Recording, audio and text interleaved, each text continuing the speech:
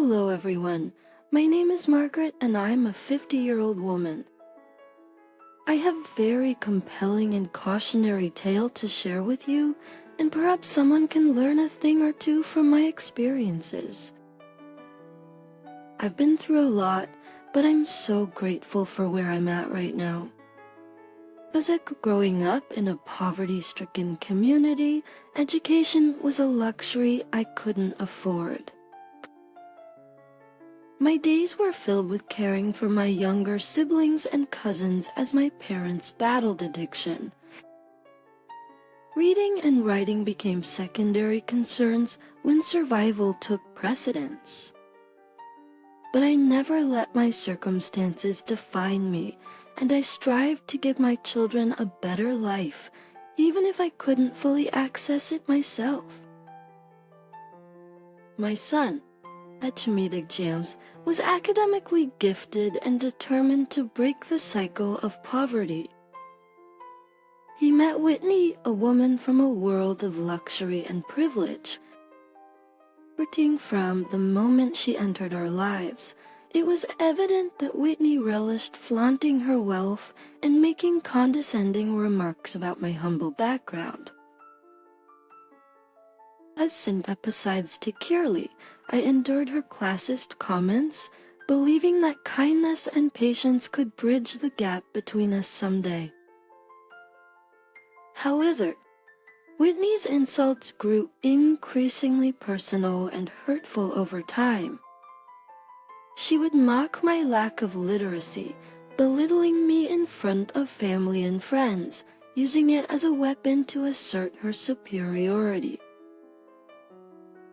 It was especially hard to deal with, considering that James was away on a business trip for a year, leaving her and me in the same company,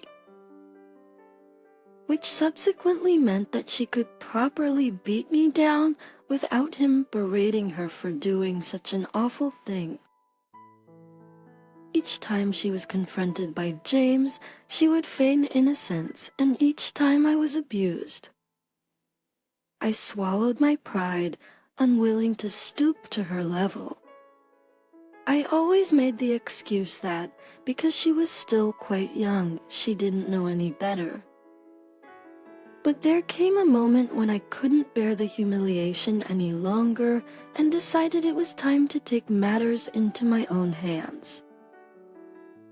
Whitney's malicious intentions became clear one fateful day when she approached me, seemingly seeking assistance with a work project. Hopeful that she was finally extending an olive branch and attempting to build a bond between us. I eagerly agreed to lend a hand. Little did I know, it was all a ploy to set me up for humiliation. As I sat down with Whitney, determined to help her to the best of my abilities, she appeared to be amused by my struggles. Her snickers and giggles grated on my nerves, but I pressed on, believing that this was a chance for us to bridge the gap between us. However, Whitney's laughter intensified until it erupted into a full-blown mockery. Attenadary Whitney, is something wrong? He threw fits of laughter. Oh yeah. Margaret, you're utterly clueless, aren't you? I set you up to fail just for my amusement. I knew you couldn't help me with this project. I just needed to distress with a good laugh. But I didn't know that your illiteracy was this bad. How did you even name your children with a brain like that? At the coax that easiest here, the shock and hurt washed over me as the realization dawned that Whitney's intention all along was to humiliate me. At that moment, I made a quick decision to reach for my phone and discreetly press the record button. It's uncertain of what would unfold. I wanted to capture any further hurtful words as evidence and perhaps share it with my son. much make sense, so he could see the truth behind Whitney's facade. I mean, what would make you possibly think that I needed your help with anything, especially with this literature review? Honestly, I didn't know that your illiteracy was this bad. How'd you even name your children with a brain like that? I opted to remain silent yet again, and this amused her even more. She can't even respond. How pathetic. Oh, if you're lucky you gave birth to a smart son. Otherwise, where would you be in this life? DIL? I didn't respond. I just sat there in silence. Yes, dude. Oh, why aren't you responding? Oh, this isn't any fun if you don't care. Answer me. And why are you so stupid? It took every fiber of my being to not get up and smack some sense into that girl. Where I grew up, you would never speak to your elders that way, but she seemed to not care about things like that. She just cared about who could help her level up in life. Everyone else was just a doormat? Oh, whatever. I guess. I have to prepare for my upcoming work function anyways. Something that someone like you wouldn't be able to appreciate, what with your inability to read. An elite event. All of the greatest people in journalism and literature will be there. Oh, I'd invite you, but I'm afraid you'd be too confused to participate in anything. You'd just slow me down. It's a wonder how James was able to escape the same fate as you. Hey, now this girl was just asking for it. But still, somehow, I remained firm in my silence, not giving her any power whatsoever. She eventually left the room, huffing and puffing because I wouldn't give her the satisfaction of being hurt. She was definitely sick in the head for being this sadistic. See, and unbeknownst to Whitney, that recording would become a valuable tool for seeking revenge. It held the key to exposing her true character and setting in motion a plan that would shake her whole world. Once Whitney had mentioned that upcoming work function, a mischievous idea took root in my mind. I plotted to crash that very function, armed with the recorded evidence of her cruelty. My intention was not to stoop to her level or seek revenge out of spite, but rather to simply shed light on the darkness that had overshadowed my interactions with her. Please admit your costaclates. It was time for Whitney's true colors to be unveiled, not just to me and my family, but to her colleagues and associates as well. I was going to turn her whole world upside down. As the anticipation leading up to that evening was nerve-wracking, yet I felt a sense of determination coursing through my veins. But with the recording safely stored on my phone, I knew I had the power to bring about a moment of reckoning. Before the night, I searched for everything I needed to know to be able to attend such a fancy event. Whitney was right. A lot of socialites and great minds would be at this function. Except people, since I'm going feels TPO and stress, I was a bit nervous considering my background, but this would mean that the revenge I would get would be even sweeter. I readied myself, put on my best outfit, and walked out of my house to attend this event. Once I got inside the function, I was greeted with bright lights and flashy people. The people were fancy. Everything here looked so expensive. I was definitely feeling a bit out of place, but I was on a mission, and I was determined to do something to put this Whitney girl in her place. Suddenly, I felt a strong grip on my shoulder, forcing me to whisk myself around. What on earth are you doing here? Are you being serious right now? Don't make me laugh. Margaret, when I mentioned this event, it was not an invitation. I'll get out of here before you embarrass me. My boss is here and she's keeping a close eye on me. I don't need you messing anything up for me. I swear to— Oh! Whitney's surprise led me to follow her eyes to a beautiful woman making her way towards us. She was a woman who carried herself well, and you could tell that she was a very prominent figure in her field because we weren't the only people looking at her. It seems like the whole room seemed to follow her. She was magnificent. That's Harriet. She's my boss.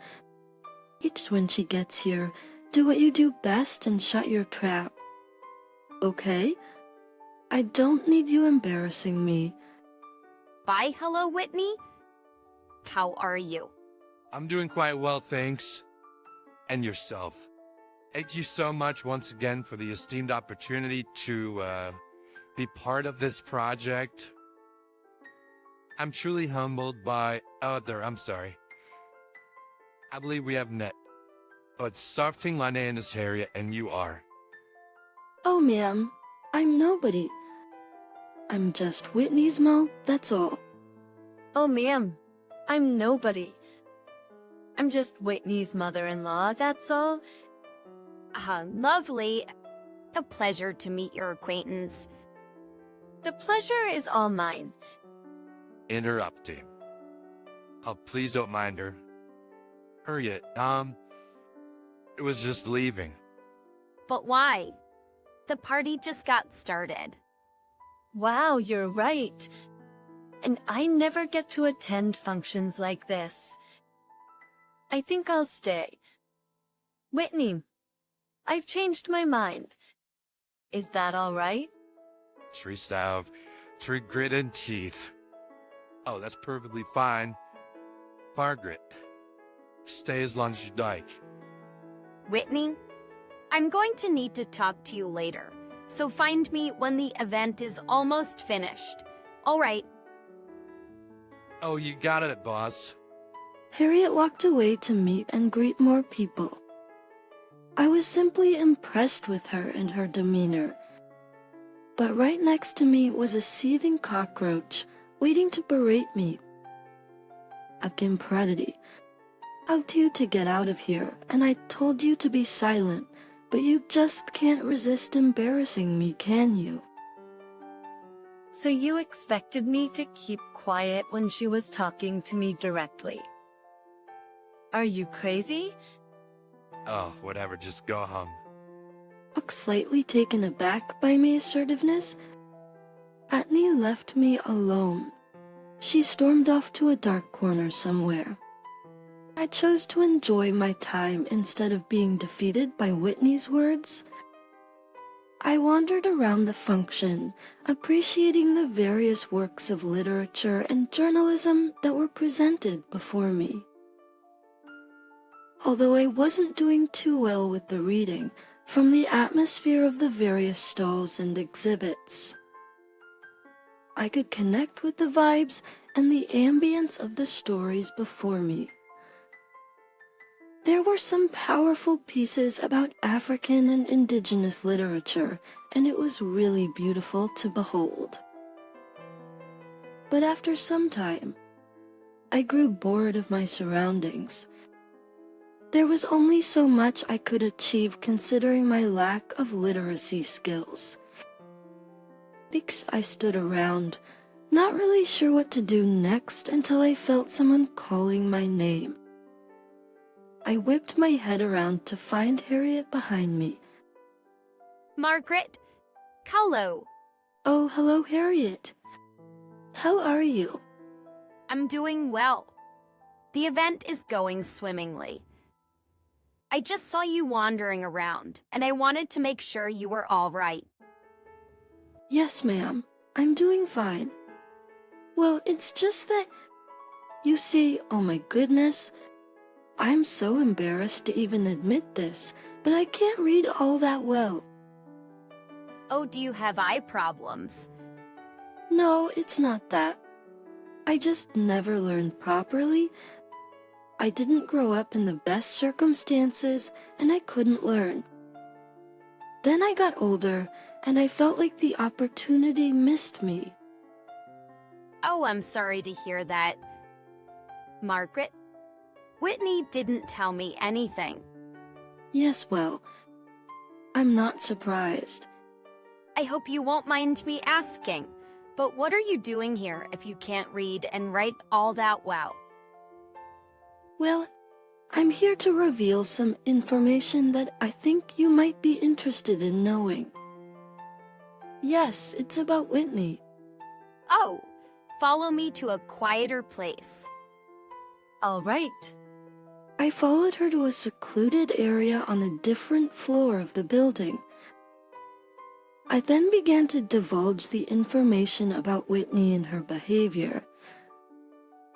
I told her how she mistreated me so often due to my illiteracy, and that I had a recording of her disparaging me. If I'm being honest, ma'am, I came here because I wanted people to know the real Whitney. I think she's awful and she can do some real damage to people's emotions, so I felt it best to at least present the evidence so that you as her superior would do what's best for you and this company. This is truly appalling behavior. I played the recording that I took on my phone, and Harriet was gasping with disbelief at everything that Whitney was saying. This is horrible. Why would she say those things? That's just the type of person she is, ma'am. Come with me? We made it back to the main event, and Harriet took me to the media booth where a guy was handling the slideshows. She explained to him that there was something important to say and that I needed to connect my phone to the speakers. Wait, Harriet, you don't intend that I would be the one exposing her? Here, in front of all these people? That's exactly what I want you to do. I simply couldn't.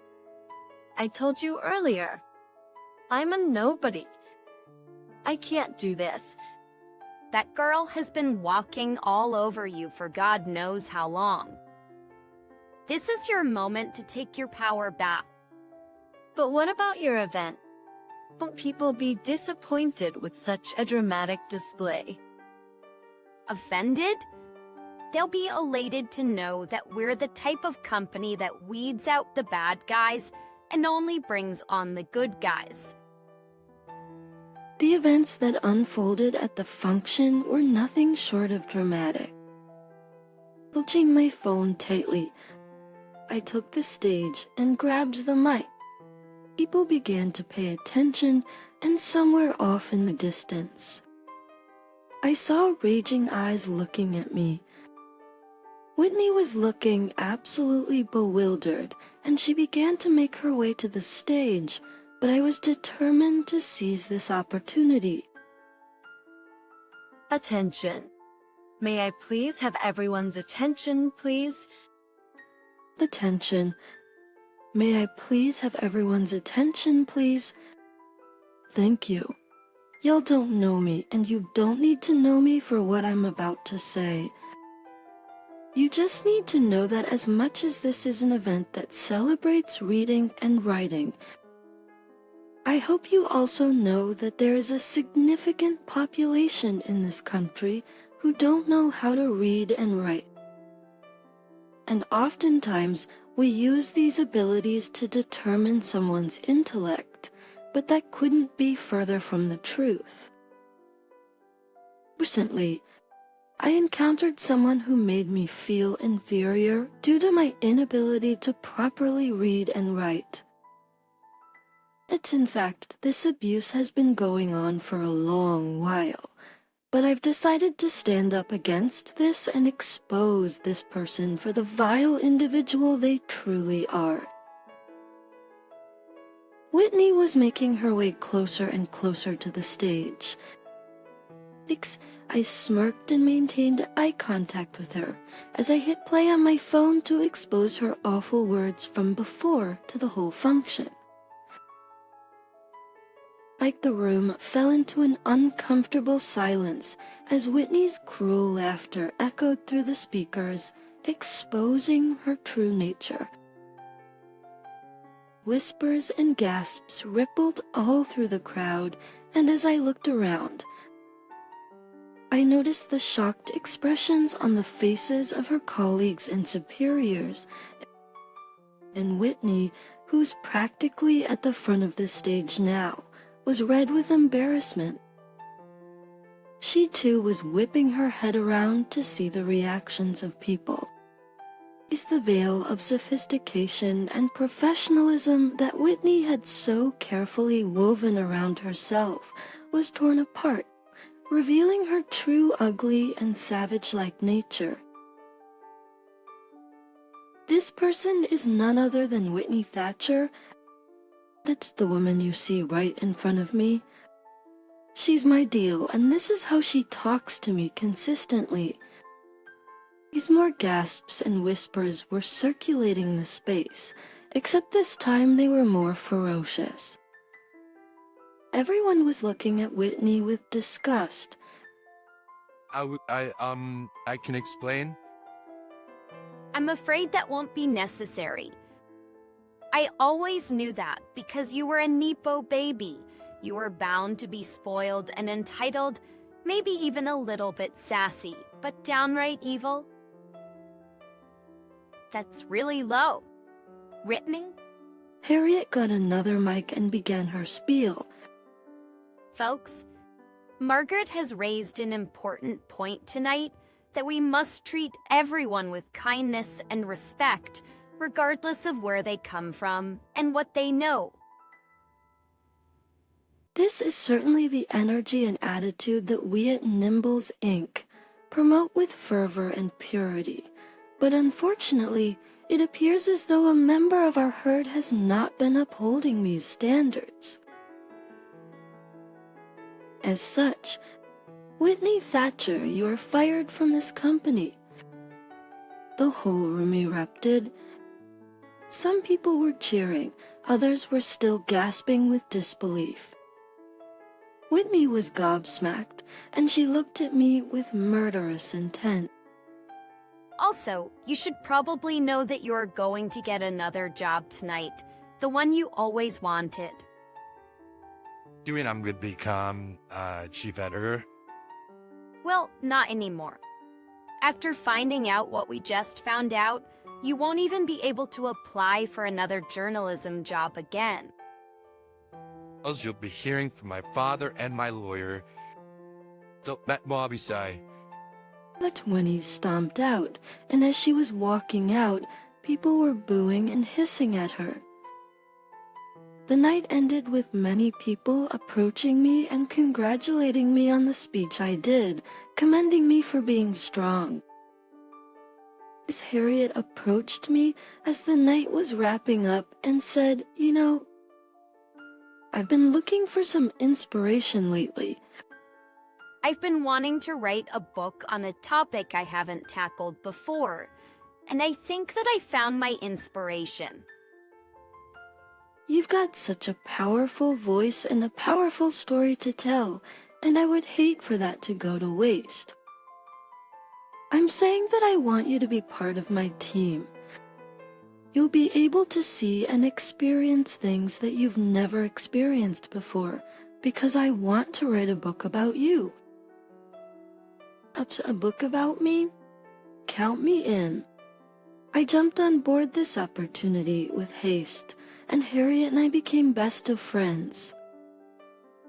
She wrote a book about me, and it garnered a lot of success. The book was about my struggles growing up and taking care of everyone around me. Although I was labeled by society as an infidel, I was more than capable and more than intellectual because I had gotten the real test of life. I went on many book tours, interviews, and podcasts discussing the overnight success of the book. Life was certainly getting better for me, and what's more, I started learning how to read and write. Of the four, I was ashamed that a grown woman like me wasn't able to do it, but I learned that there is no shame in not knowing.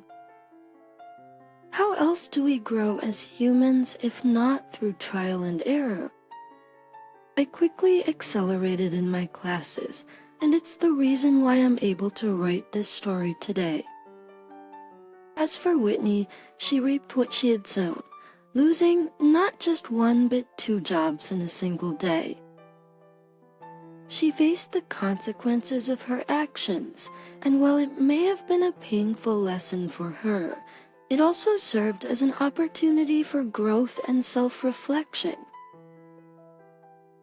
I don't know where she is now because after her debacle gained national notoriety, James had opted to get a divorce from her, finally being sick and tired of her abuse towards me and other people that she stepped on just because she felt like she could.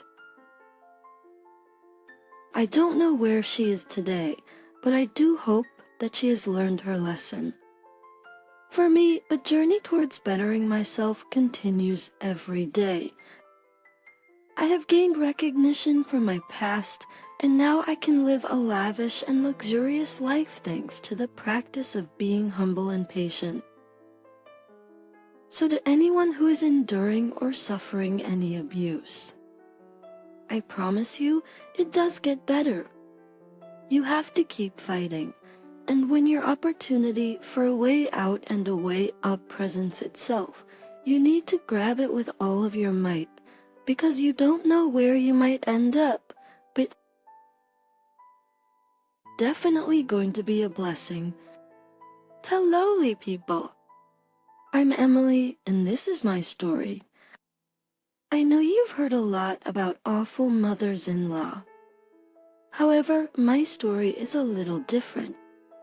My story is going to give you hope that good mothers-in-law do exist in the world.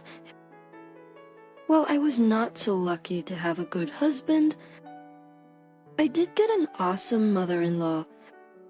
It was 3 years ago that I married my husband. He was my colleague in the office I was working at. Carl, my husband, has a pretty charismatic personality.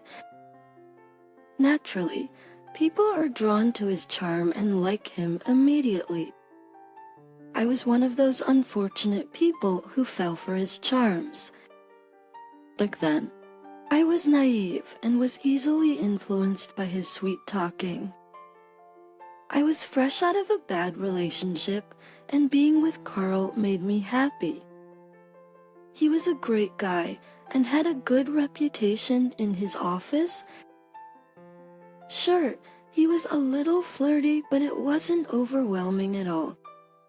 People around him always described him as a good guy. When we went on our first date, I knew he was a good guy. He said, I am very family-oriented person. Emily, I know you have the same values as me. You see, my disabled mother lives within. My dad left her after she became disabled. However, I am a good son, promise to take care of her. Family's very important to me. I'm glad you said that. Taylor, I love that you take care of your mother. It must be hard taking care of the entire household and balancing your work life. Oh, it's very difficult. But there is no other way. I do hire a caregiver for my mom. It's quite expensive, but I want the best for her. So, thank you, Ma. make her life a little easier. His thoughtfulness and immense love for his mother won me over in no time. I was my mom's caregiver before she passed away from cancer. So, I knew exactly how taxing it might be to be responsible for another person. It just made me respect him a little more. I didn't know that he had malicious intent behind taking care of his mom. Anyway, we dated pretty steadily for 2 years. I did have a higher income than him, but I didn't mind. He didn't feel emasculated because his partner was earning more money. Again, all these just cemented my belief that he was the perfect boyfriend. But during the 2 years we dated, I did meet his parents. His parents got divorced after his mother, Kate, became disabled from an accident. His father, Ed, didn't want to be stuck taking care of a disabled person. Kate had mobility issues and required a wheelchair at all times. She did get disability from the government, but it didn't help. Carl had told me everything. I felt bad for Kate and disliked Ted ever since I found out everything he had done. However, Carl was close to Ted, so I had to tolerate him anyway. Carl proposed to me shortly after I met his parents.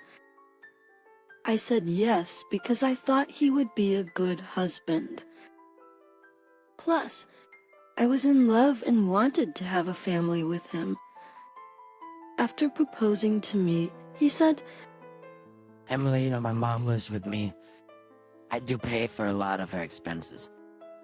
Or she was in the caregiver and regular treatment, she gets actually take up a lot of my salary. I earn less than you, so I have little savings in my name. If you do marry me, you have to accept my financial state and my mother's responsibility. That's okay. Sigh. I know what it feels like to have someone dependent on you. Kate is such a nice person, and I love her. I will have no problem living with her. She's like a mother to me. I can understand why you like her. But living with her requires me to spend a lot of money. Are you okay with that? Yes, Carl. I'm okay with that. I don't need any of your money. In fact, I'm thinking about helping you out in taking care of your mom. It will ease the burden on you. Really, you would do that? But I would really appreciate it if you helped a little. Of course. As I said, she's almost like my own mother. It feels good to have a parent back after so many years. Carl kept thanking me for understanding his situation. I really meant it when I said I would take care of Kate. I would be happy to do it for him and Kate. Our wedding happened just 1 year later. I did the majority of the planning because he was busy working on a promotion. I didn't mind because I wanted him to achieve his dreams.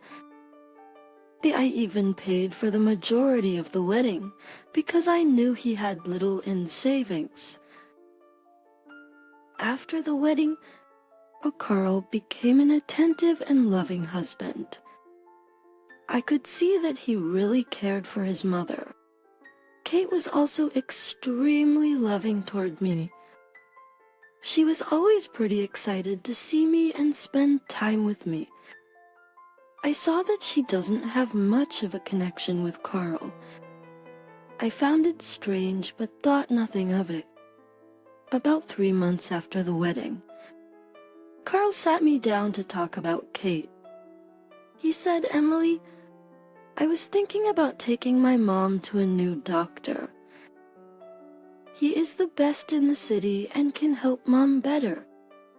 Filling. I was thinking about taking Mom to a new doctor. He is the best in the city and can provide better help for me. That the treatment is going to be expensive. Can you help me out with some money? Sure. Chilling. Just tell me what you need. You can send the bills to me directly, and I can make the payment. Why don't you just transfer me the amount? I don't like to keep pending bills. Besides, I think I will be short on this month's money for the caregiver. Okay, Carl. Just tell me the amount and I will send it to you. If it really helps Kate, I don't have any problem paying for the treatment. Carl again thanked me a lot and promised to pay it back. I told him that there is no need for that. I simply wanted Kate to get better. That Ted was the only one who complained about everything. He hated that we spent a lot of money on Kate. Dress size. Why do you two waste money on that woman? He's a useless person, doesn't need so much pampering. Pete will never get better. So why waste the money? This new treatment is gonna help. I just know it. Besides, Emily helps out a lot, so money is not that tight anymore. And Yes, we want to take care of her. Not everyone looks for something in return when they help out a loved one. That just made a face and looked away. Carl also looked a little uncomfortable and changed the conversation. I thought his behavior was odd but didn't comment on it. Also, I was a little skeptical about sending money directly to his account.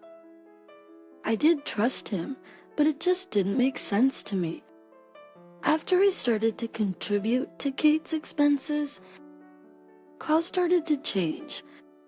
He became a little demanding with money requests and pulled all sorts of excuses. He appeared to be short of money every month. Slowly, he was almost taking away $1,000 from my paycheck every month. The amount was absurd, but I knew that the treatment was expensive. However, Kate wasn't showing any signs of getting better. Carl was also paying less attention to me. He came home late from work and always went straight to sleep. Helping with housework was out of the question. When I asked him about his behavior, he said, "I'm working hard for a promotion." Emily, you see how long I stay in the office. I need a break. You don't have anything to do in the house, so might as well do the chores. You come back home earlier than me anyway. But I have to take care of Kate now. You refuse to hire a caregiver in the evening? I'm the one who looks after your mom now. I'm struggling with all the work. Tearing. You need to do better. You knew what you were getting into. I remember telling you everything. You agreed to help out with Mom. I can take care of your mom. Totally. But I can't be the only one who does everything. She is your mom. You need to step up too. I haven't been taking care of her for so long. I need a break. And from you like her so much, you can deal with her. Leave me alone. With that, he stormed off to his game room. I was stunned by what he said. That night, I cried a lot after he went to sleep. I was feeling overwhelmed, and he wasn't helping at all. I blamed his work for making him this way. That to the new project was taxing, and I knew that he was working with a lot of new hires. One of these new hires was Cherry. She is equally popular in her office as Carl. They seem to have hit it off immediately. I was slightly uncomfortable with their closeness, but I trusted my husband. I knew it was normal for him to be a little flirty, but I always thought he wasn't going to cheat. I was so wrong when I found out the truth. One day when I was back from work, Carl sat me down and told me that he had planned a vacation. I was thrilled until he told me more. Emily, I planned this vacation with a lot of effort. I've been preparing everything for days. It will be a small get-together with my bros. We are not taking our spouses. Wait. It's been 2 years since we went somewhere or even had a picnic. You are planning a vacation and not even taking me with you.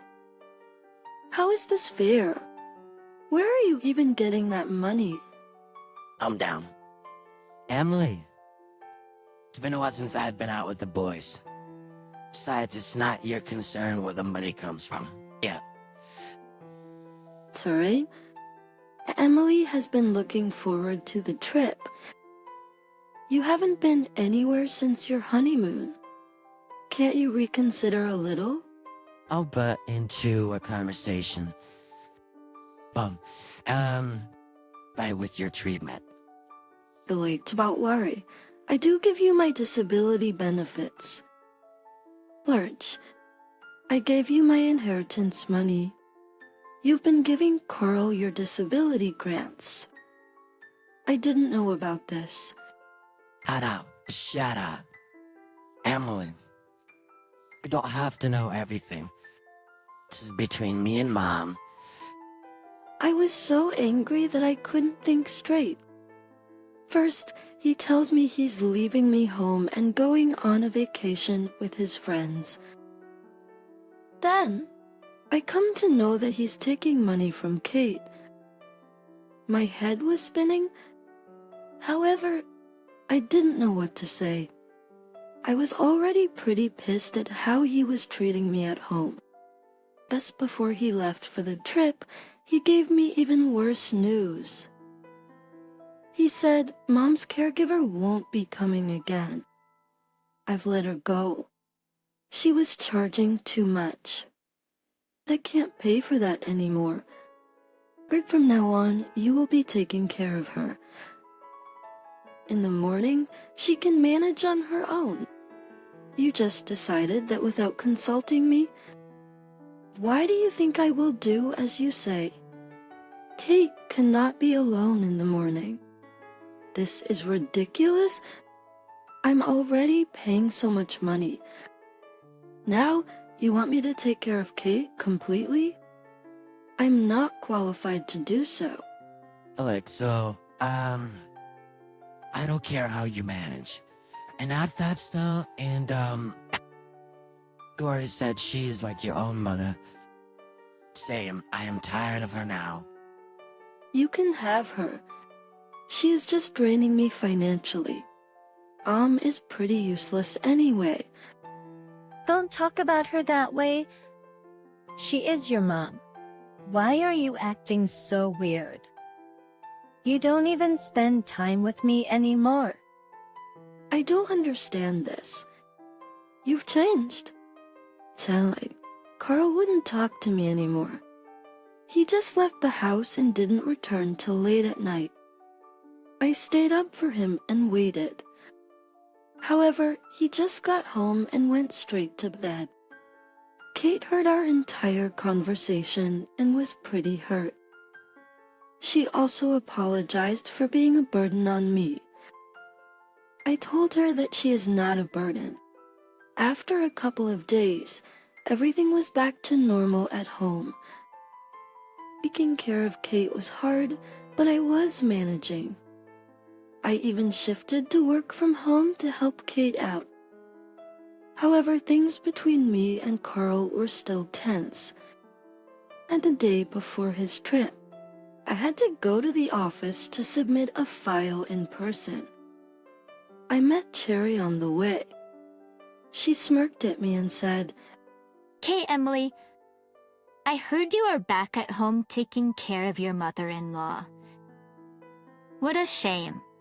The weather is great, and it would be a nice trip to the beach. Good thing my weekends involve more than babysitting a disabled lady. What do you mean? Cherry? And don't talk about Kate that way. Well, whatever. Big see you around. Emily, Carl and I are pretty busy these days. You don't need to wait for him. I'll tell him you said hi. Bye. I didn't like the way Cherry spoke to me. My senses were immediately on alert.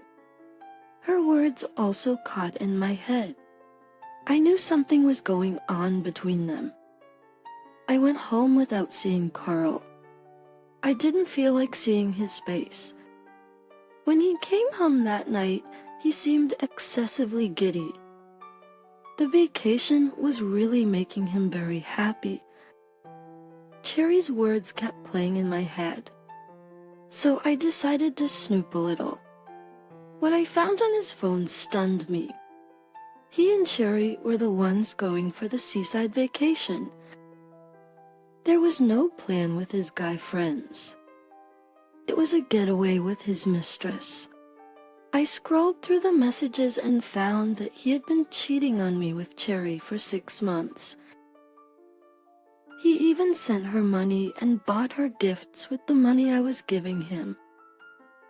I was crushed. I didn't want to believe it.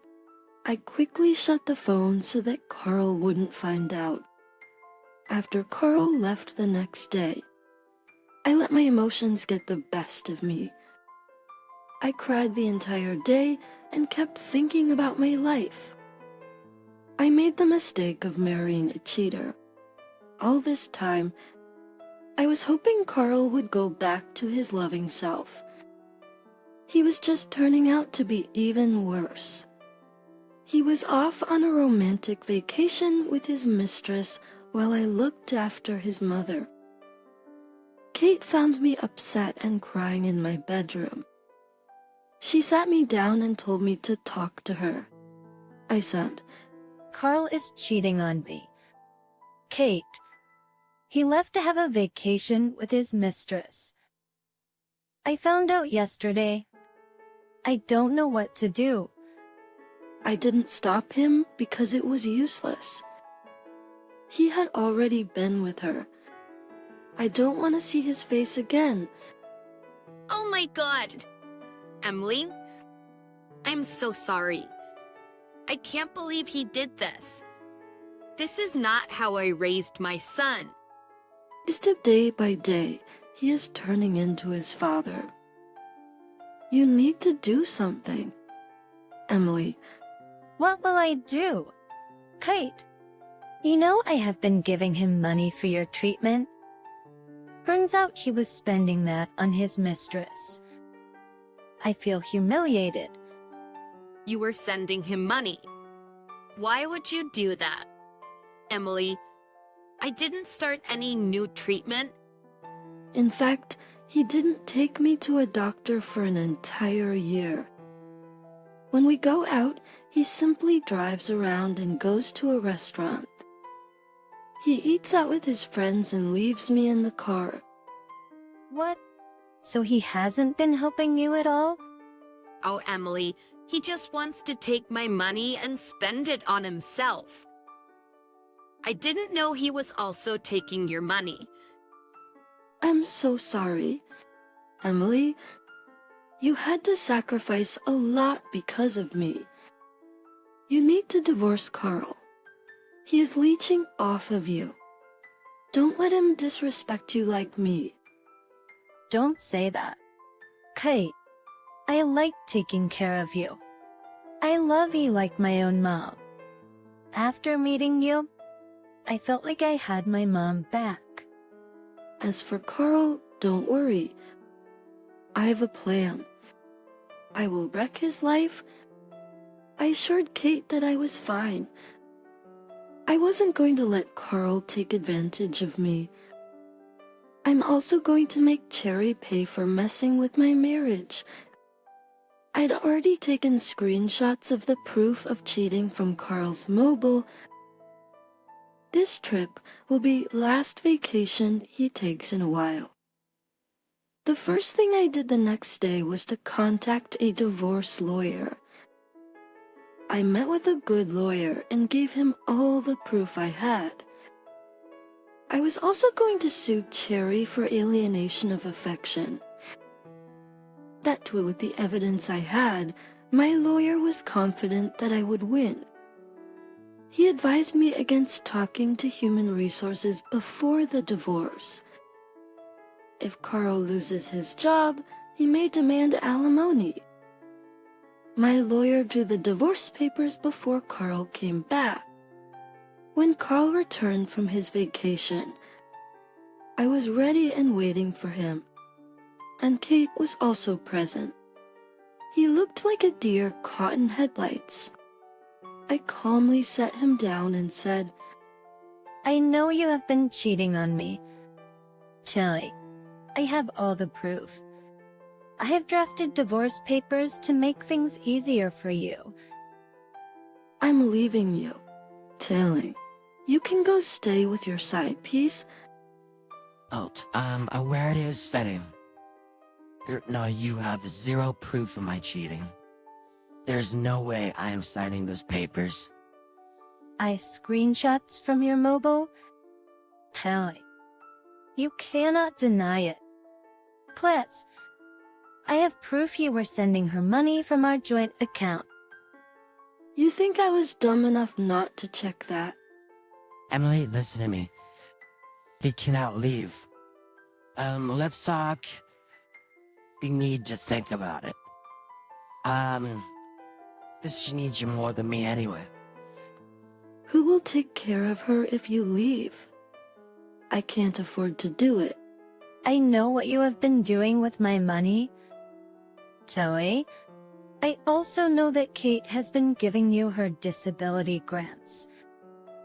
She's the one who said I need to divorce you. I would have done it anyway since you've been taking advantage of me. I will take care of Kate. She's not your problem anymore. She's right. I don't want to stay married to a loser like you. You're even worse than your father. At least he didn't cheat on me. You can find somewhere else to stay. This is my house, and you're not welcome here anymore. Emily can stay if she wants. Oh, you can't do this to your son. This house will be mine when you die. I'm the future owner of this place. Emily needs to move out if she leaves me? Absolutely not. I will never give you this house. You've not only stolen from Emily, but also from me. You say goodbye to my money as well.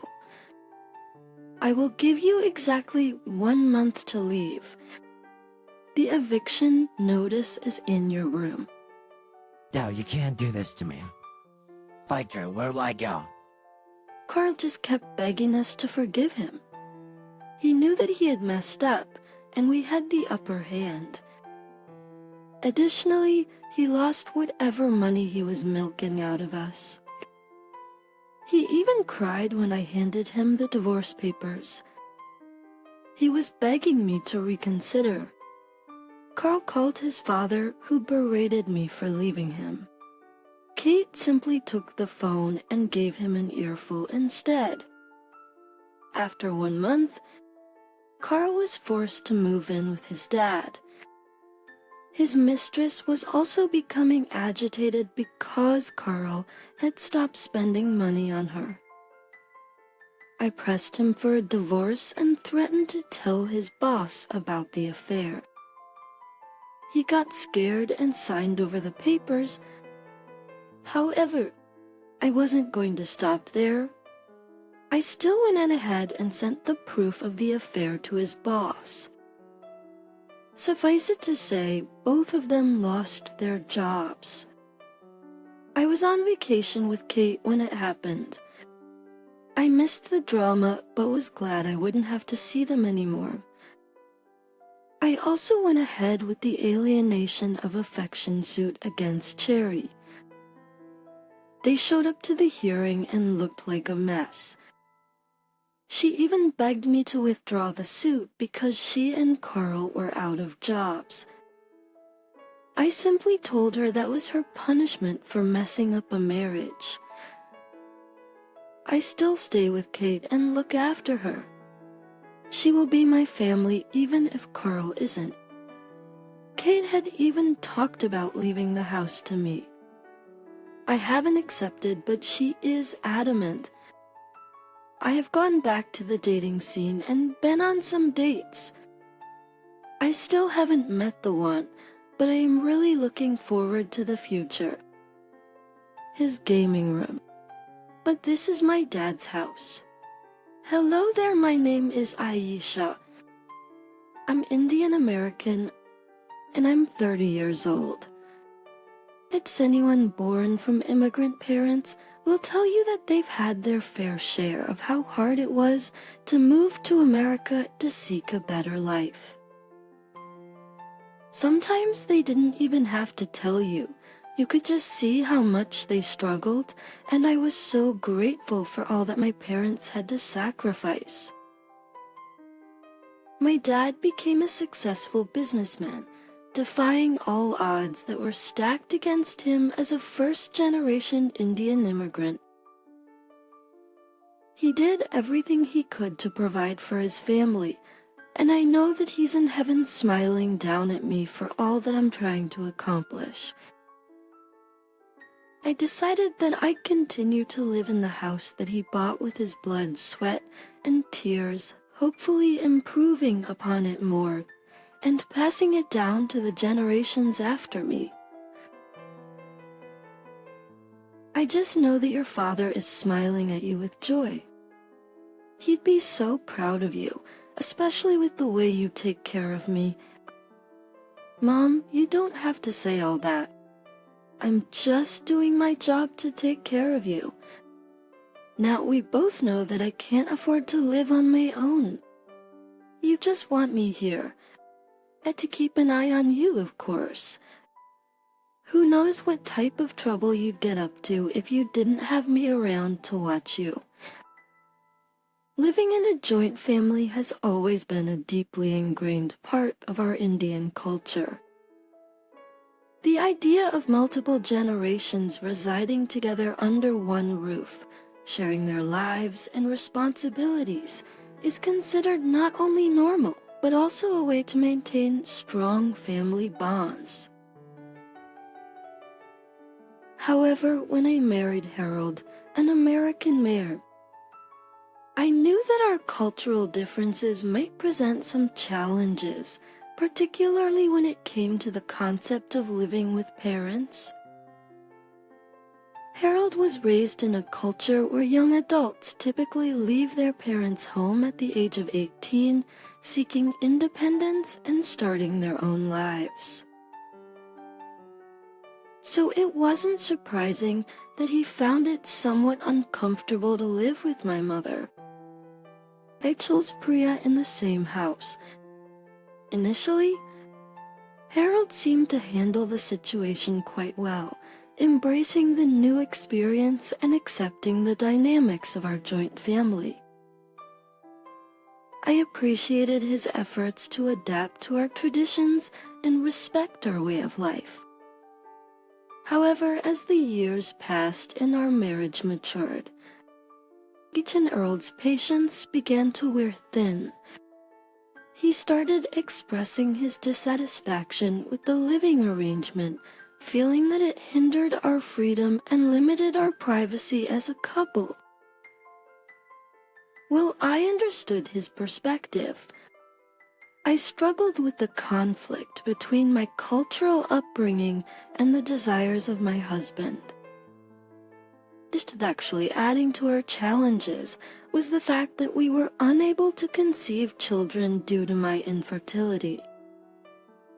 This became a significant point of contention between us, causing deep emotional wounds and almost leading us to the brink of divorce. but that's a story for another day. Fortunately, we found our way back to each other, rediscovering the love and commitment that had brought us together in the first place. We decided to embrace our unique path and focus on building a fulfilling life together, despite the absence of children. This, with our newfound freedom from parenting responsibilities, Harold gravitated towards a more carefree lifestyle. He indulged in his hobbies, buying video games and spending late nights at clubs, enjoying the liberties that most parents wouldn't have the luxury of experiencing. While I supported his pursuit of personal happiness, I couldn't help but feel a sense of longing for the life we had once envisioned together. Little did I know that the next chapter of our story would bring unexpected twists and turns, testing our resilience and forcing us to confront the complex dynamics of our relationship. But for now, I hold on to the hope that love, understanding, and a shared vision for the future will guide us through these challenges and help us forge a stronger bond as husband and wife. Miss Harold and I come a long way in our marriage, but lately, I couldn't help but notice a growing frustration within me. It seemed as though Harold's playful and carefree nature was starting to cross the line into childishness, and it was becoming harder for me to ignore. Peaked one evening as we sat in our living room. I mustered the courage to address my concerns. Looking directly into Harold's eyes, I said, "Harold, we need to talk. I feel like you've been acting more and more like a child lately, and it's starting to affect our relationship." Miss Harold, caught off guard by my straightforwardness, responded defensively. "What do you mean? I'm just enjoying my life. We don't have kids, so I have the freedom to do whatever I want." "But Harold, it's not just about having kids. Coming to terms with my infertility has been tough. We both know that, but I've accepted it. What bothers me is your resistance to embracing the responsibilities and realities of adulthood. Actually, we're living with my mother and it's been 5 years. It shouldn't be this difficult for you to pick up after the house and take care of household chores. I compromised by living with your mom. Harold, isn't that enough? Why can't I have my freedom too? I want to enjoy my hobbies and have some fun. Is that too much to ask?" The tension in the room was palpable. I took a deep breath, trying to maintain my composure, and said, "I understand that you need your personal time and space, but there's a difference between that and completely disregarding our living situation. I thought we could find a balance, but it feels like you're retreating into a world of perpetual adolescence. You don't care about your responsibilities, and you also seem to have an issue with my mom." You don't care about your responsibilities, and you also seem to have an issue with my mom. Oh, you being unreasonable. I'll share. I can't be the serious adult you want me to be all the time. Maybe you're the one, who needs to loosen up a little. This isn't about me being rigid or uptight. It's about finding a compromise that works for both of us. And it's not just about our living situation, it's about our future too. I mustered the courage to broach a subject that had been lingering in the background for far too long. I've mentioned adoption as an option for us, but you always avoid the conversation. It's as if you don't want children at all, but you still want to hold on to this carefree, single bachelor lifestyle, and it's getting on my nerves. Oh, but I don't wanna, it's not that I don't kids. Asya, it's just, complicated. I don't know if I'm ready for that responsibility. That's the tickling. When will you be ready? I don't know, yeah. Spencer, we're getting older. Carol, I don't want to adopt a kid when I'm 40. I want to be in their lives for as long as possible, and I want them to spend lots of time with their grandma. And what's with the sudden change of heart, huh? For fear storks. We were ready to have kids 4 years ago, but now you're not ready? 4 years is a long time, babe. My mind has changed. I know that I want to have kids, but just now. Harold, we're a team. We need to face these conversations head on and find common ground. Ignoring them won't make the issue go away. We can't keep living in this limbo where you want to be a perpetual child and I long for a family. Silence enveloped the room as our words hung in the air, carrying the weight of unspoken desires and unmet expectations. It was clear that we had reached a crossroads, a pivotal moment in our relationship that would shape our future.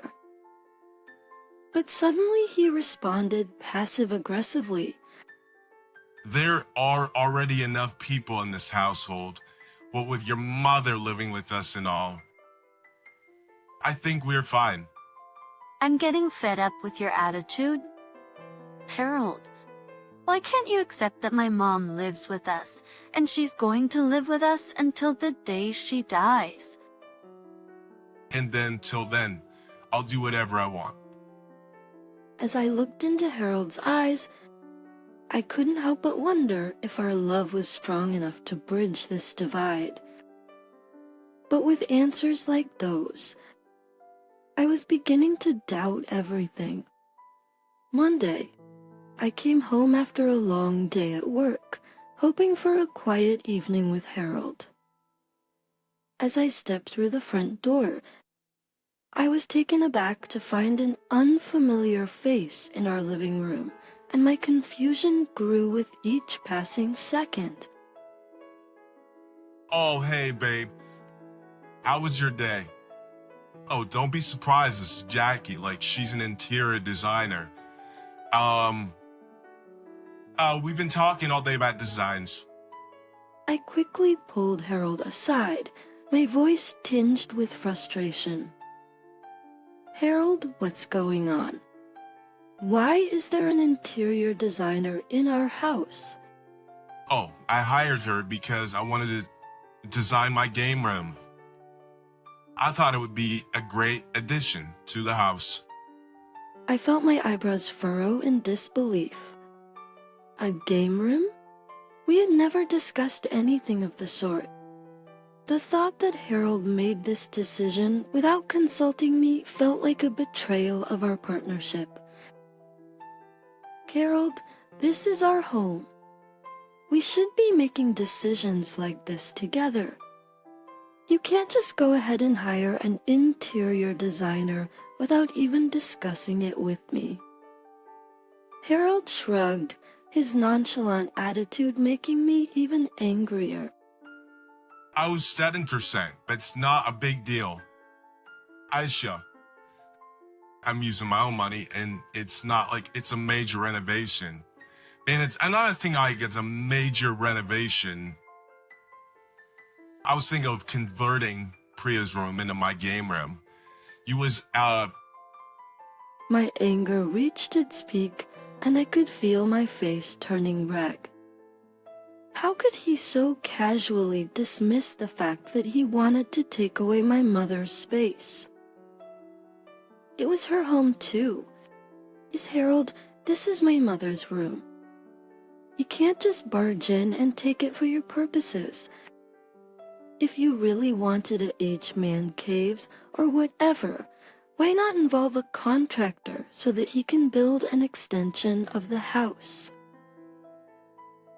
Harold's face twisted with annoyance, clearly not expecting such resistance from me.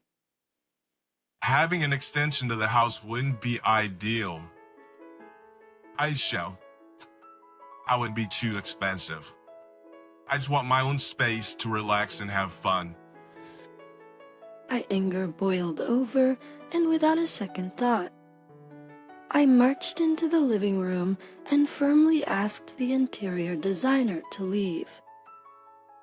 I could feel Harold's eyes burning into me, his anger matching my own. As the tension between us escalated, we began to yell at each other. At some point, my mom emerged from her room with concern etched on her face. She had been woken up from her peaceful afternoon nap by our heated argument. I took a deep breath, trying to steady myself as I explained the situation to her. "Mom, Harold wants to convert your room into his game room. He didn't even bother discussing it with us, and it's breaking my heart to see him disregard our family dynamics like this."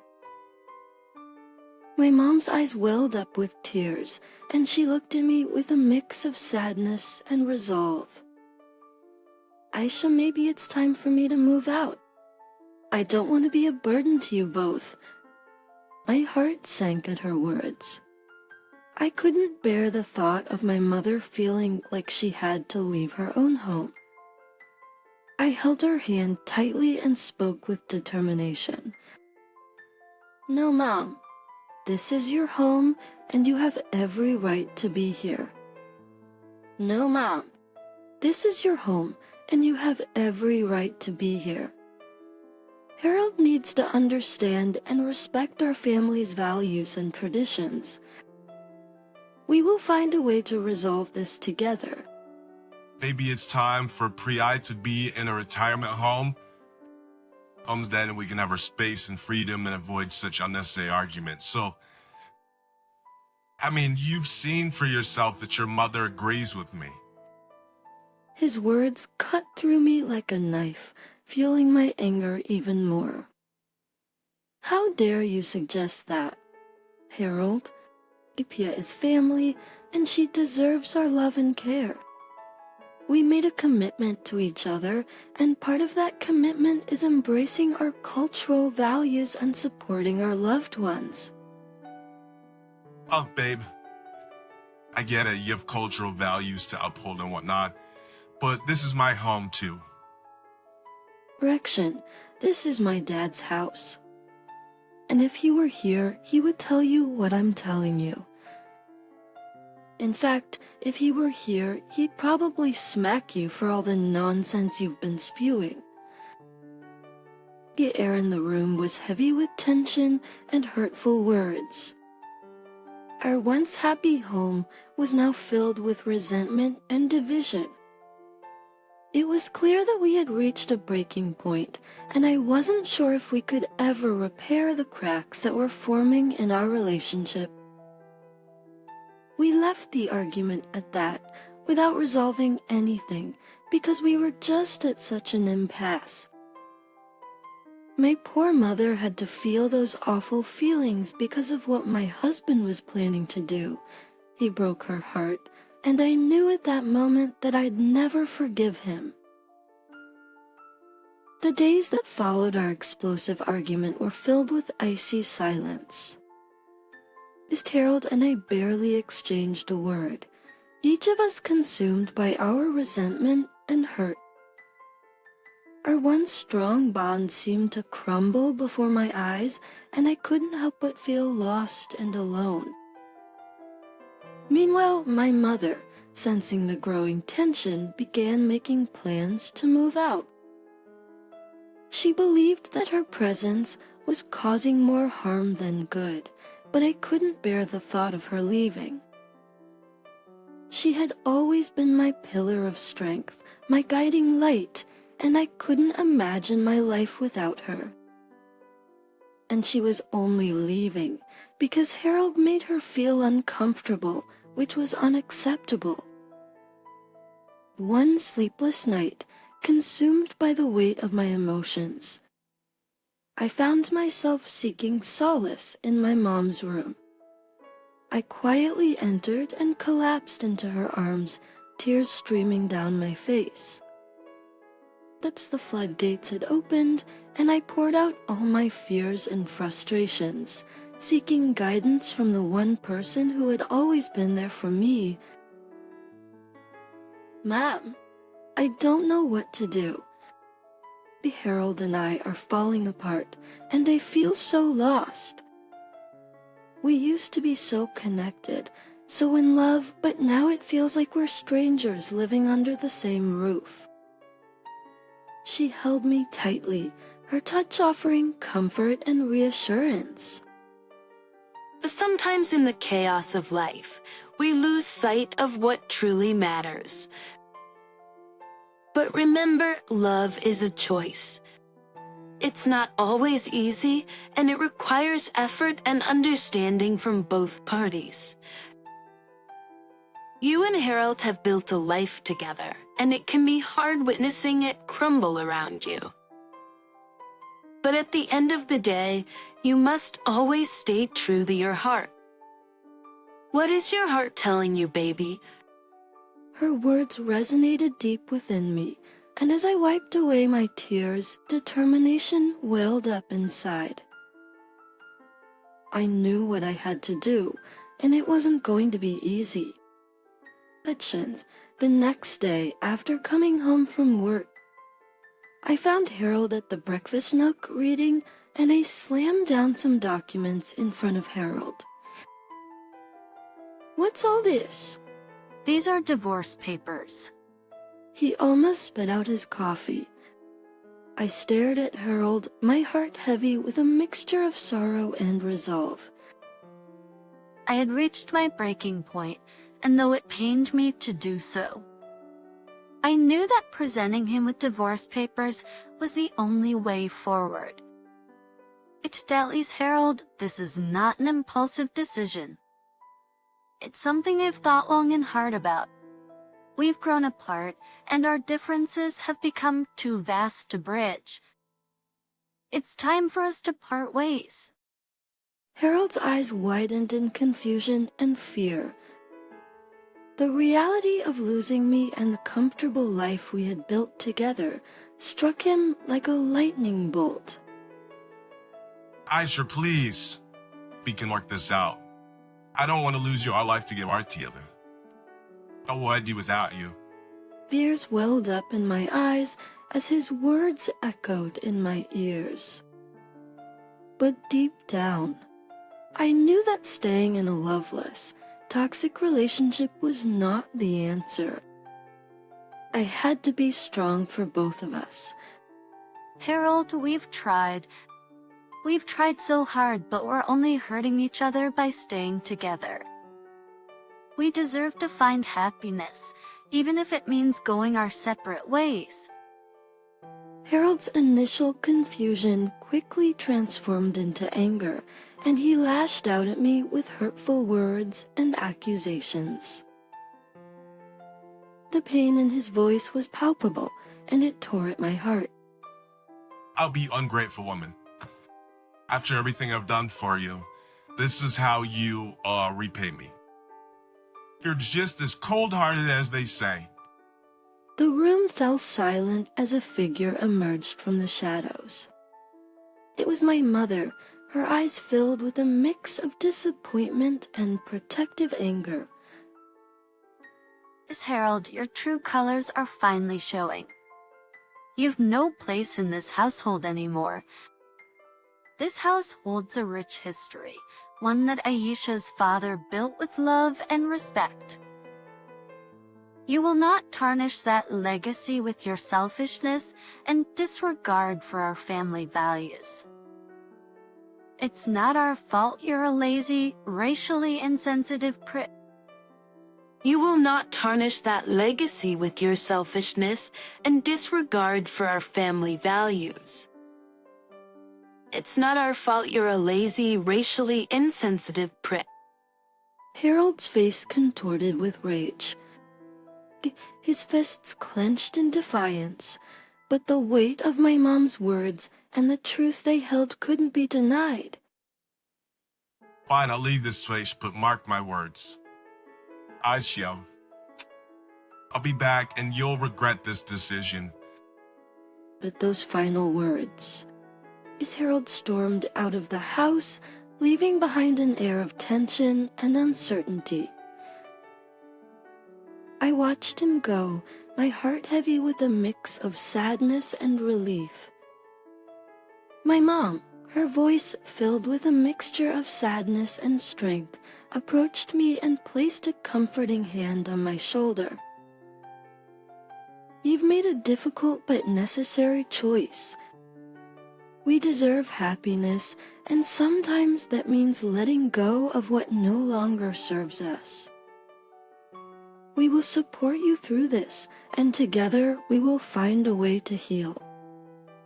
Her words provided a sense of solace and reassurance during the storm that had engulfed our lives. It was a painful moment, but it was also a turning point, a chance to rediscover ourselves and build a new future, one filled with love, support, and a renewed sense of purpose. After the divorce, life took an unexpected turn for both Harold and me. While I focused on rebuilding my life and finding my own happiness, Harold struggled to adapt to the harsh realities he had avoided for so long. Each one evening, as I was going about my routine, my phone rang. Reluctantly, I answered, knowing it was Harold desperately trying to mend what was broken. Harold, what do you want now? Haven't we been through enough? Aisha, I made a terrible mistake. I should have appreciated you and everything you did for me. I miss our life together, and I'm willing to change to grow up. I sighed, feeling a mix of compassion and weariness. Harold's words tugged at my heart, but I knew that I had to be strong. Harold, it's too late for apologies now. I needed you to be there when it mattered, to support me and share the responsibilities of adulthood. I can't go back to a life where I'm constantly taken for granted. Aisha, please give me another chance. I'll do anything to make it right. I've learned my lesson. Harold, it's not about just saying the right words. It's about actions. I can't keep waiting for you to change while you cling to your old ways.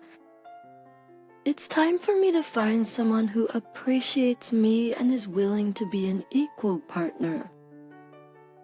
Harold's attempts to reconcile grew more frequent, but as time went on, I realized that his longing was rooted in the comfort he lost rather than genuine personal growth. That it was a painful realization, but it reinforced my decision to move on and seek a future where my efforts were valued and reciprocated. With each passing day, I focused on rebuilding my life, nurturing my dreams, and surrounding myself with people who brought joy and positivity into my world.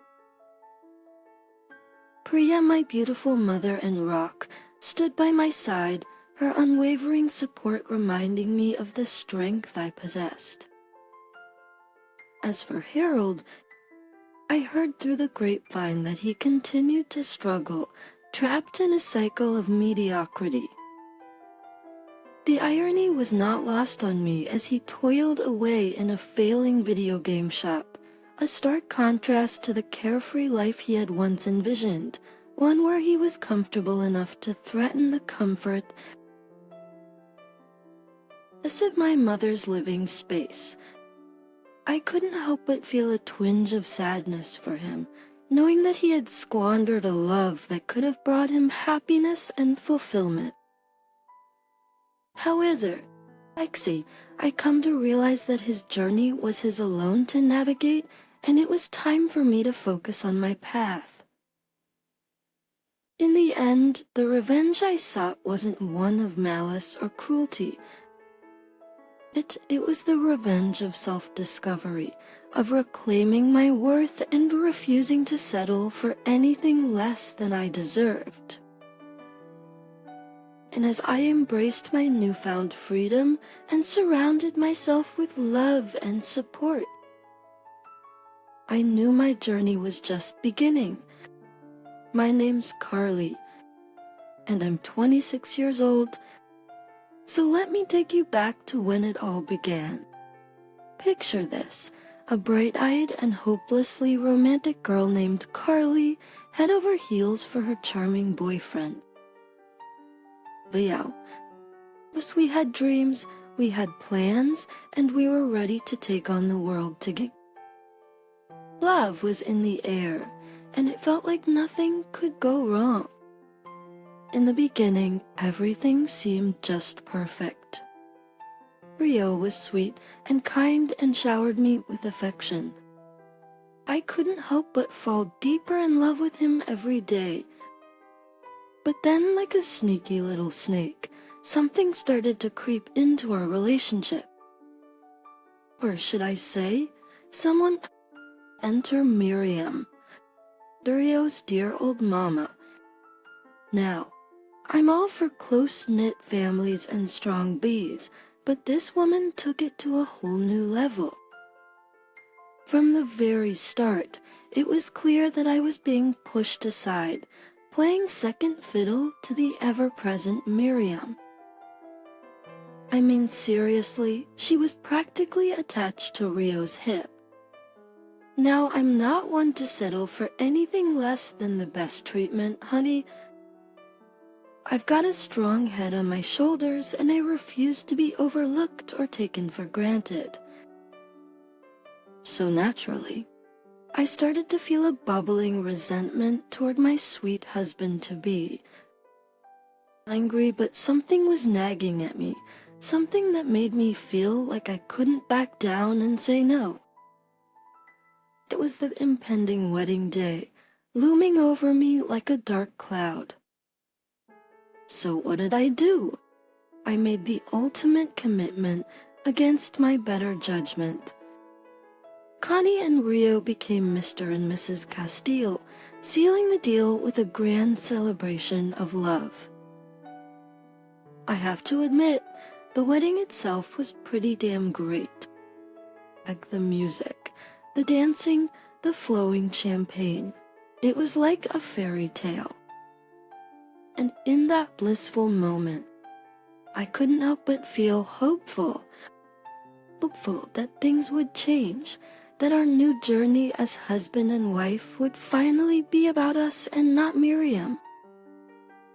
You see, Miriam was a special type of woman. Excitate Miriam, that mother-in-law from hell, managed to find a way to insert herself into every single one of our plans when we were dating. I'm talking about those trips that were meant for just me and Rio, exploring the world and making memories. But no, missing Miriam had to swoop in like a vulture, claiming her spot in every adventure. And it wasn't just the trips, oh no. That was the family gatherings, the holidays, and even the mundane Sunday brunches. Miriam always had to be there, front and center, stealing the spotlight. It was like she had an invisible leash around my husband, tugging him away from me whenever she pleased. It was the day after the wedding. We were still reeling in our marital bliss, and we were getting ready for our flight to, drumroll please, South Africa. As we packed our bags, Bill, that sweet soul, mentioned how glad he was to have a live-in tour guide, yours truly, to show him around the beautiful country. I laughed and reassured him that he wouldn't get lost and that I'd be his navigator through the unknown terrain. Little did I know that our plans were about to be thrown off course in the most unexpected way. Just as we were caught up in our excited chatter about the adventures awaiting us, a knock echoed through the house. Basically, Miriam, that meddlesome mother-in-law of mine, had arrived uninvited, suitcases in tow. Seriously? Talk about crashing the party. Oh, Mom, hey! Hi, Nocturium. You must have not heard. Our flight is for a couple of hours. We're getting ready to leave now. Yes, dearie, I'm well aware. I thought you could use some company on your honeymoon. I thought that I was still drunk from the wedding party the night before. What the hell was she talking about? I mean, who does that? Who crashes their son's honeymoon? Miriam, I was dumbfounded, to say the least. This was supposed to be our time, our escape from the clutches of her overbearing presence. But there she stood, ready to insert herself into our private getaway, just as she always does. I shot a glance at Rio, hoping he'd put his foot down and defend our boundaries. But to my dismay, he just stood there, his eyes avoiding mine, beaming at the fact that there'd be an extra company at what is supposed to be a private moment between a couple. I could feel the frustration welling up inside me, ready to burst like a shaken-up soda can. I was sick of Miriam always being around, and I was sick of Rio acting as if this was normal. What the actual hell? Miriam, this is our honeymoon. You can't just barge in here. Oh, sweetheart, I just thought I could join in on the fun. Plus, who else would take care of you two? I shot her a glare that could pierce through steel. How dare she insinuate that we couldn't take care of ourselves?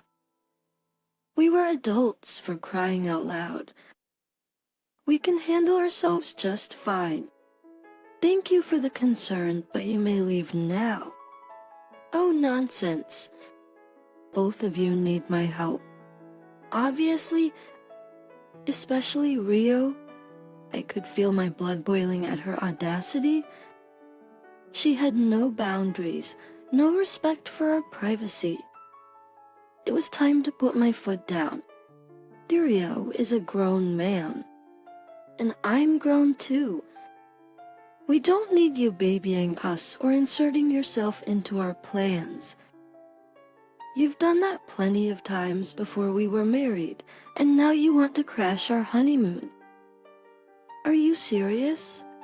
Well, Rio doesn't seem to have a problem with that. Now do you, sweetie? Not at all. He's lying. Oh yeah. Then why was he the one who suggested it? I paused, and I began to calculate the different ways that I could murder my new husband. I glared at him with piercing eyes, and he stared back at me in embarrassment.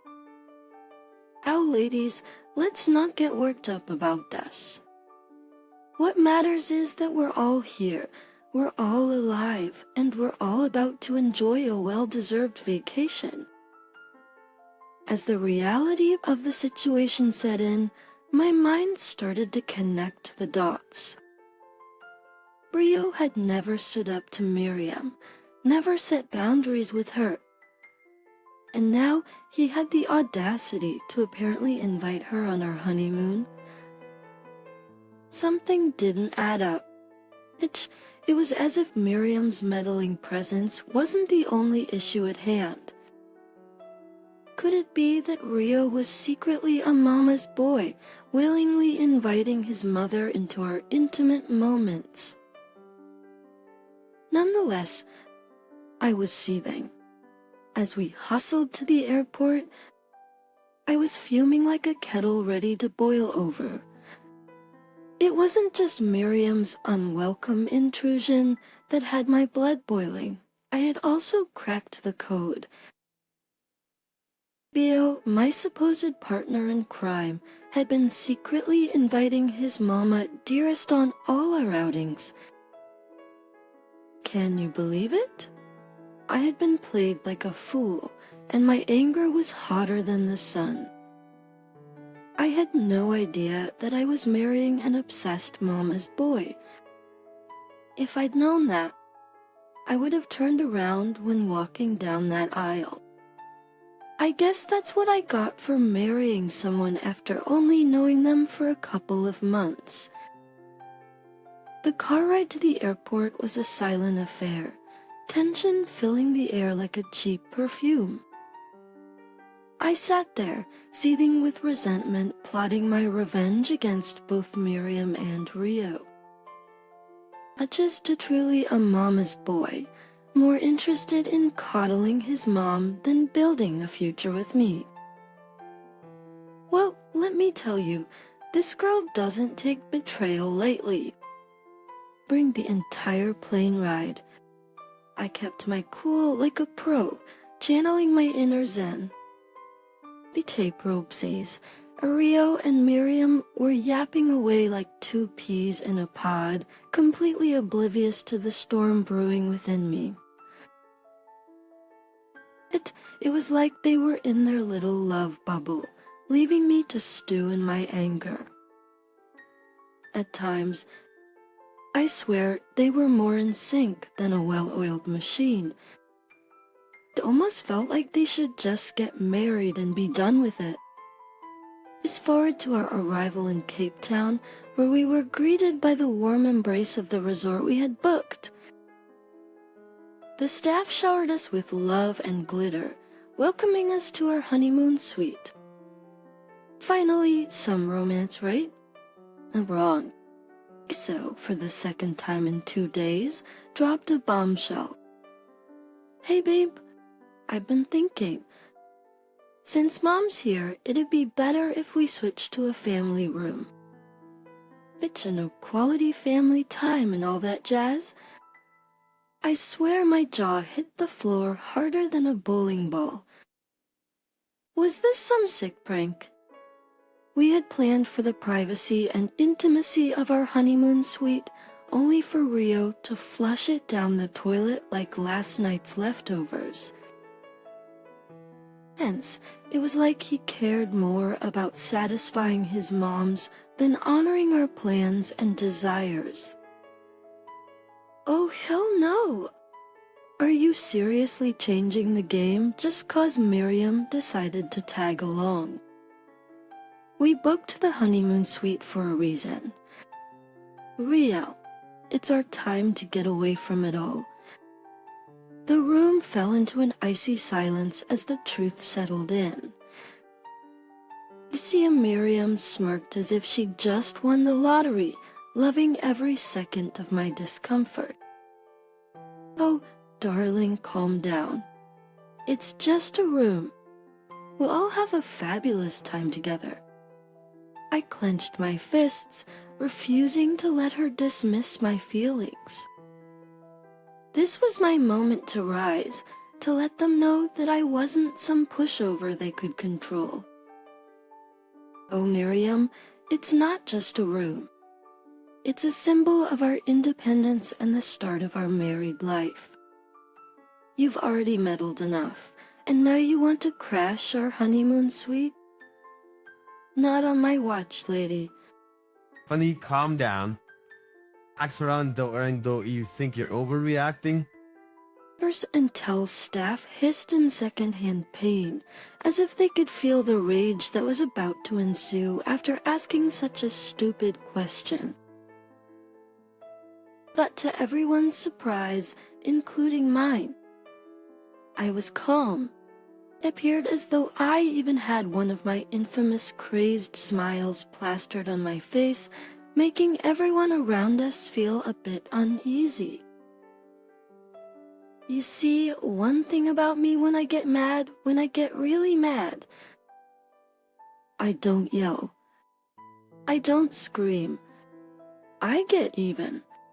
And so my remaining calm was simply redirecting all my energies into making a plan to get my well-deserved retributions. Hey, are you okay? I've never been better, baby. You want to change the suite? That's fine with me. Kusa, you sure? Because your eyes look murderous? Murderous. Don't be ridiculous, babe. I'm fine. The hotel staff, clearly afraid of me, began to frantically call other management teams littered across the resort, figuring out if they could change our room, especially on such last-minute notice. Thank God, because one more mishap and I was going to blow. So picture this. The resort is like a fancy South African paradise oozing culture and cuisine at every corner. I was feeling tired from the flight, and I wanted to rest. But babe, I want to do the couples massage and the hiking and the tubing and the cheese board stuff and the wine tasting. Remember the wine tasting? How could I forget about the wine tasting? But I'm drained today, especially after the oh-so-pleasant bombshell you decided to drop on me. Oh, come on. Girly. Tell me something. Rio, because I've been thinking about this for a minute. Whenever your mom would join us when we were dating, did you tell her to come? I will. I didn't exactly tell her to come. Rio, are you kidding me right now? And you had the nerve to be surprised when you'd see her pull up to our dates and our other outings. I was because I knew how upset she'd be. So you decided to lie to me. Up until the day we got married. I was hoping that once we got married, that you'd see that she's not so bad after all. I don't care if she was Mother Teresa herself. I don't want to share husband and wifey things with my mother-in-law. It's weird, and honestly, you need to realize how weird it is for you too, mister. Ah, whatever. Her legs. I'd go. And sleep. I will. And when I wake up, I want the guy I dated back. I will, and when I wake up, I want the guy I dated back. As was mentioned, I needed some beauty sleep after the long flight. No shame in that, right? I figured I'd catch up and enjoy those delightful couples massages and hiking adventures tomorrow. But oh, how wrong I was. The sun rose on a new day, and I was ready to dive headfirst into some wine tasting. I mean, who doesn't love a good glass of vino? But guess what?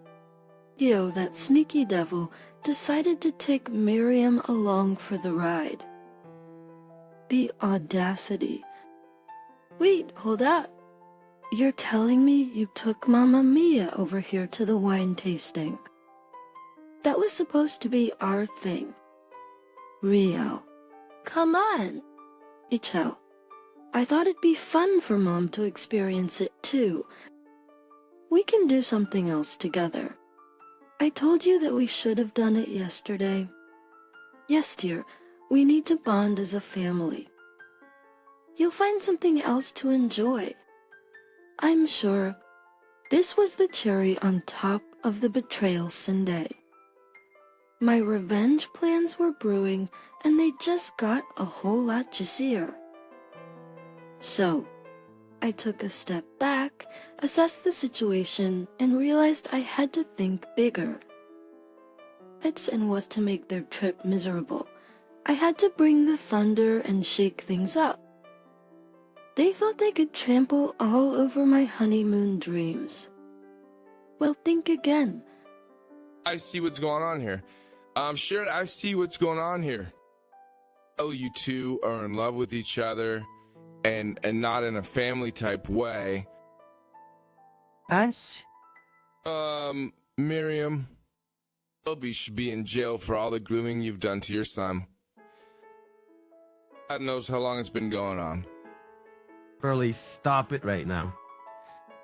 You know that I'm in love with you and no one is gonna replace that. Yeah. Well, why do I feel like it's already happening? I'm married to you. Hey, yo! I shouldn't have to fight any other woman to get your love and attention, especially your mother. How are you being rude and inconsiderate? Curly, our mom and I are a package deal. It's not our fault if you don't know how to love your own mother. I stormed out of the room. Rio talking about my mom was a sore spot for me. He knows how crazy my relationship with her is. I mean, we haven't even seen each other in years, and he dared to throw it in my face like that? I knew what I had to do, and it was gonna be big. I wandered all across the resort, enjoying what activities I could, even meeting some fun people and reconnecting with my mother tongue that I had lost all those years ago. It was late into the night when I was done with my activities. I wasn't gonna stop myself from that wine tasting just because my idiot husband would rather be with his mom than his wife. I got back to our room and found Miriam and Rio sound asleep in their rooms. I then packed up all of my belongings, as well as all of our credit and debit cards, and headed for the door. I greeted the people at the reception, telling them that I'm no longer staying and I had to leave because of a family emergency. I made my way to the airport and boarded a flight back home. Even though the ticket prices were crazy expensive, I didn't care. I had to leave, and I had to leave those idiots suffering. Thankfully, there was an available seat, and I made my way back to Florida, trying to leave behind the toxicity that threatened to ruin my mood. Okay, so picture this. I've just left that gorgeous South African resort, bags in hand, and all the money, credit cards, and debit cards that we brought with us, and got on board that plane. Bring that excruciating 18-hour flight back home. I was off the grid. No calls, no texts, just me and the clouds. But the moment my feet hit the ground, boom, my phone goes berserk, blowing up with incoming texts and missed calls from both Rio and Miriam. I dialed Rio's number, and he picks up right away. Oh boy, the fireworks are about to begin. Hey, Risey, did you miss me already? Where the hell are you? Curly. And in the wild hell did you take all the money? Oh, Rio, my dear, what's the matter? Afraid you can't enjoy some more couples massages with your mother? All this is in the game. Isaac was stranded here with no money. Well, maybe if you had treated me better, we wouldn't be in this mess. Are you kidding me? You were supposed to be my tour guide. I don't know the language, the culture, or anything. Not my problem. Rio. Figure it out. Oh, but this wasn't part of the plan. Yeah. Well, neither was inviting your Mile to our honeymoon. Actions, honestly, what the hell is wrong with you? How would you be okay with that? I told you, we have a special bond. Oh, isn't that lovely? Well, let's hope that that special bond of yours can get you some money fast before they kick you out of the resort. I could hear Miriam yelling in the background, hurling all sorts of curses and insults at me, but I couldn't care less. And what about us? What about our marriage? Marriage. Phew, I'm getting an annulment. I don't want anyone to know about this embarrassing lapse in judgment I had when I decided to marry you. I hope you and your mother are happy together. And Rio, Enjoy South Africa. at that moment, Miriam grabbed the phone from Rio and said, "You wench, do you think you can play us like this? You're insane. Just wait until I sue you for everything you're worth." Oh, pipe down. Grandma, do you think that you're so special? If you sue me, I'll just tell them the reason why I did everything. Sure, you'd get my money, but everyone would cut you off once they realize that you're in love with your son. Me? In love with my son? That's ridiculous. Plus almost as ridiculous as that hairpiece, sweetie. We all know that it's made out of horse hair. Hairpiece think that's what I just said this is my real hair. Yeah, keep telling yourself that. Oh, good luck and stuff, by the way. I hung up the call and proceeded to block both of them from contacting me. I knew that I had to unblock and face them eventually, for the annulment, of course. But boy, oh boy, was I enjoying this. My only regret is not being able to see the looks on their faces once they realized that they were screwed since they had no money. That'll teach those two to mess with me and my time for enjoyment. I missed out on a perfectly good vacation because of those two. That's the last time I meet someone off of Craigslist and decide to get hitched in just a couple of months of knowing each other. Extra cardless. I could say that looking back at it now, the entire situation was quite hilarious. I even went ahead and started a rumor that the two of them were in some kind of special relationship, if you get my drift. Those two were weirdos, and even though I'm still embarrassed about being associated with those numbskulls, I thought that I'd share my story here, finally facing my demons and hopefully teaching some of y'all that these mama's boys are crazy. But guess what? I'm crazier. I'm Megan, and I'm 25 female. From the moment I met Vlad, I knew that our love would be tested by the storm that was Olga, his mother. The stories I had heard about mother-in-laws paled in comparison to the reality I faced. Olga had a way of making every interaction a battle, every word a weapon. It seems she took pleasure in tearing me down, finding fault in everything I did or said. One fateful day, Vlad informed me that he had to embark on a business trip that would keep him away for 4 days. Well, I dreaded the thought of being alone in that house. I saw it as an opportunity to prove myself worthy of being part of Vlad's life by getting to know Olga better. Perhaps I could bridge the divide that separated us.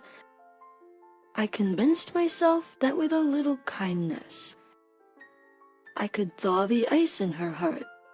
After Vlad had been gone for 2 days, I decided that I wanted to reach out to Olga.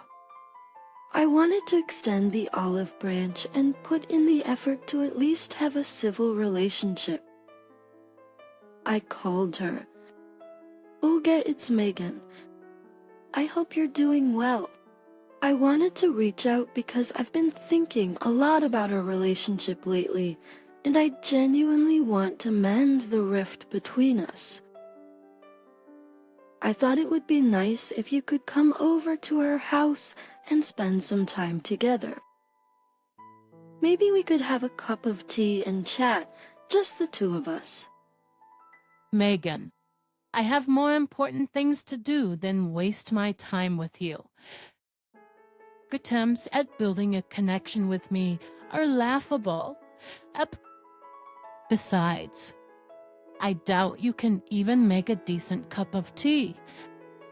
Olga, please hear me out. Until this day. I'm not sure what I did to you, but I'm willing to put in the effort to make things better between us. Let me prove it to you by making your favorite Russian dessert, medved. I know it's a cherished recipe from your mother, and I want to honor that tradition.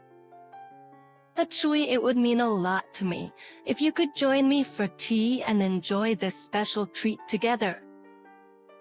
Andavik, so, you think your American hands are capable of handling such a delicate and intricate dessert?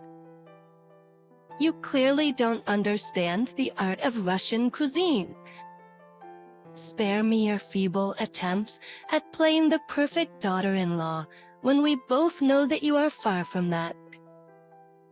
Don't bother me again with your pitiful gestures. Before I could even reply to what she said to me, she had already cut the call. I surprised myself when I was wiping my tears away. My silent cries served as a good indicator that I was complacent in her attacks against me. But what could I do? She was so domineering and aggressive with me, and I'm not used to confrontation.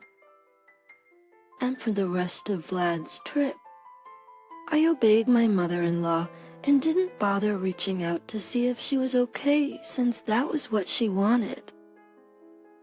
It had been 5 days, and I was expecting my man to come through the door any second now, but instead, I got a call from him. Hey, Megan. I have some news. I'm really sorry, but I have to stay an extra day on this business trip. There's a work emergency that needs my attention.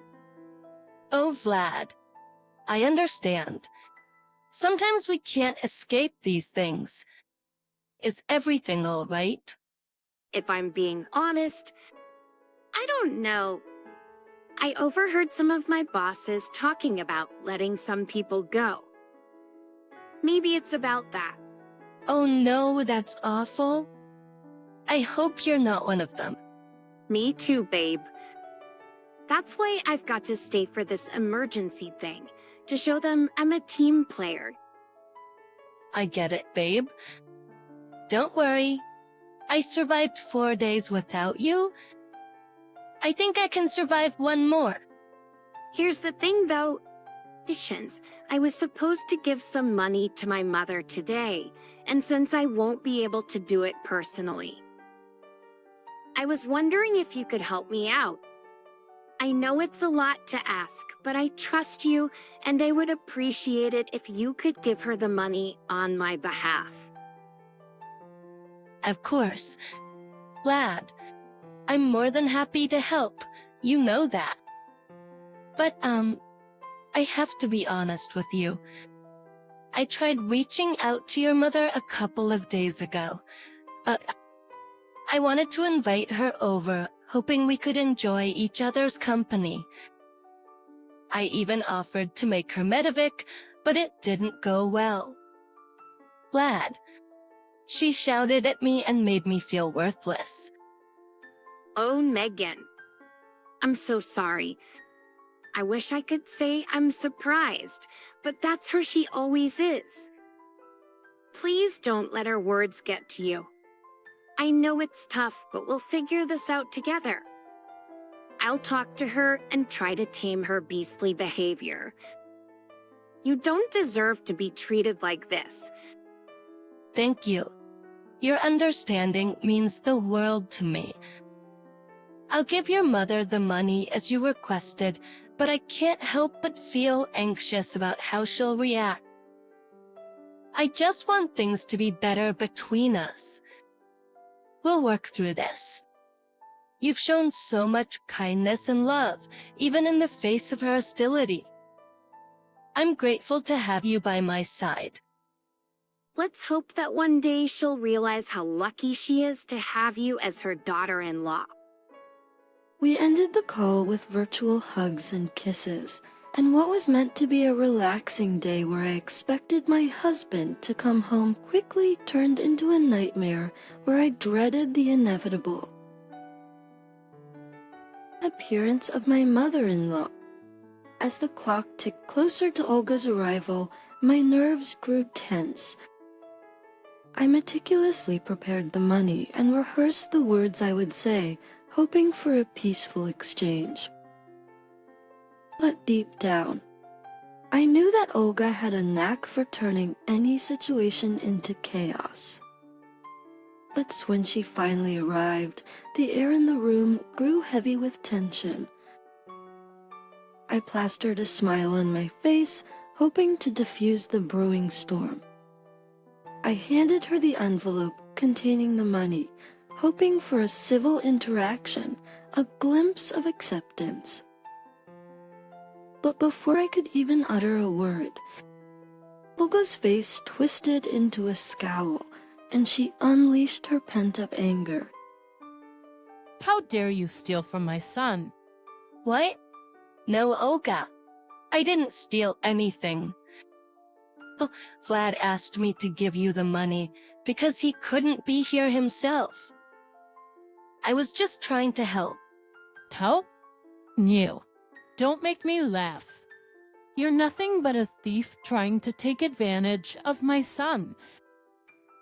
I never believed you had any means of income. You're just trying to rob us blind. Olga, please listen to me. I would never do anything to harm Vlad or take advantage of him. I love him. I'm his wife, and I want us to have a good relationship. I tried reaching out to you to connect with you, but all you did was shout at me and push me away. You connect with me? Please? It's as if there's anything to connect. You should never have bothered me with your presence. And what's this? I'm hearing of you telling Vlad that I was mistreating you. So now you're cowering under my son as some sort of shield. Olga? I expressed my concerns about our relationship and hoped for a better future. Is that so wrong? There is no relationship between us. Megan, you're nothing more than an obstacle standing in my way. This money was meant for me to buy groceries, but I will never receive money from you. I'd rather starve than accept anything from someone I'm so disgusted with. I don't understand why you treat me this way. I've tried my best to show kindness to bridge the gap between us. All I wanted was for us to have a loving family. A loving family, but it seems impossible. It hurts so much. Olga, I can't take this anymore. Get out of my house. Olga was momentarily stunned by my outburst. Her face twisted in disbelief, but I stood my ground, my voice shaking with determination. She reluctantly gathered her belongings and made her way toward the door, a mixture of anger and hurt etched on her face. She accused me of stealing from her son, such that the words cut through me like shards of glass, leaving wounds that went beyond the surface. In her eyes, I was a thief, unworthy of her son's hard-earned money. I was enraged. It was one thing being berated constantly, but accusing me of stealing. That was a new low for Olga. I had done nothing but try to help, to bridge the divide between us. And now she had shattered any hope of peaceful coexistence. Anger mixed with hurt, fueling my determination to stand my ground. In the days that followed, Vlad returned from his business trip. My heart leaped with joy at the sight of him, but my excitement quickly faded when I saw the weariness in his eyes. Vlad, what's wrong? You seem upset. Megan, I lost my job. I had to make cuts, like I told you about, and I was one of the casualties. My heart sank, matching the weight of his words.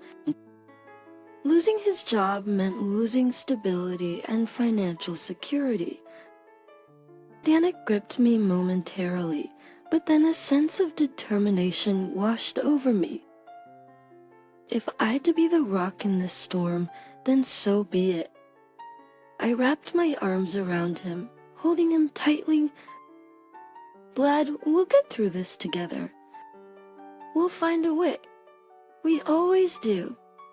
Megan, you've always been my rock. Now more than ever, we need each other. I'm sorry for all the stress you've endured with my mother. I promise to support you in every way I can. His words soothed my soul, reminding me of the love that bound us together. We were a team facing life's challenges head-on.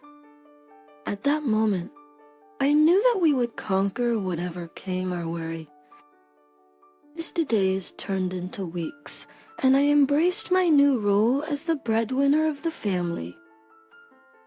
I poured my energy into my field of work, exploring more opportunities and ensuring that our ship stayed afloat. Vlad, ever supportive, took on the role of a caring homemaker, tending to our home and offering emotional support while he also looked for a job. But though the wound caused by Olga's hurtful accusations still throbbed, I refused to let it consume me. Our focus was on building a better future, not dwelling on the past. We stood tall, united against any obstacle that dared cross our path. Eventually, after several months of this new dynamic, I began to thrive in my career. I got a promotion and a huge bonus. I then used the bonus to invest in my business ventures because I wanted to become independent at some point. As I embraced my role as the breadwinner, a new sense of purpose filled my days. My career began to flourish, and I found myself excelling in ways I never thought possible. The financial success I achieved fueled my ambition and ignited a spark of entrepreneurship within me. Just with my newfound financial stability, I started exploring opportunities to pursue my dream of owning a cafe. The thought of leaving my job and venturing into a business of my own brought both excitement and trepidation, but I was determined to make it a reality. Every spare moment was dedicated to researching, planning, and saving. I pored over business strategies, visited potential locations, and carefully calculated the costs involved. It was a daunting endeavor, but the thought of creating something of my own filled me with boundless energy. Meanwhile, Vlad faced the reality of his changed circumstances. He used to financially support his mother, ensuring her needs were met. But with the loss of his job, he could no longer provide the same level of financial assistance. It was a difficult adjustment for him, but he stood firm in prioritizing our future together. One day, Olga reached out to Vlad, her voice tinged with hesitation.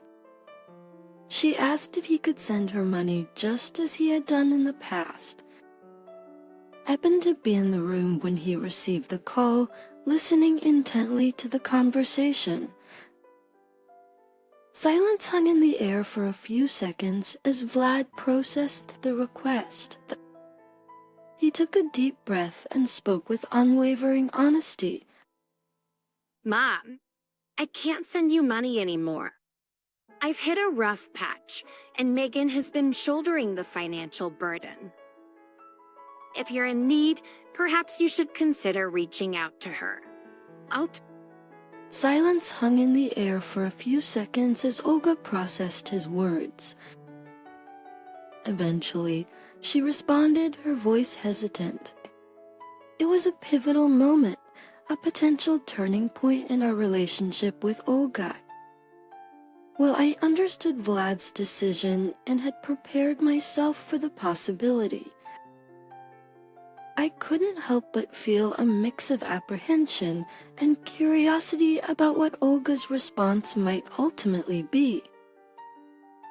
As the weeks turned into months, my financial stability continued to soar.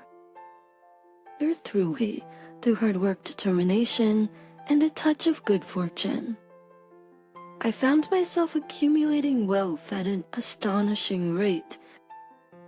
The struggles of the past seemed like distant memories as I embraced a life of comfort and security.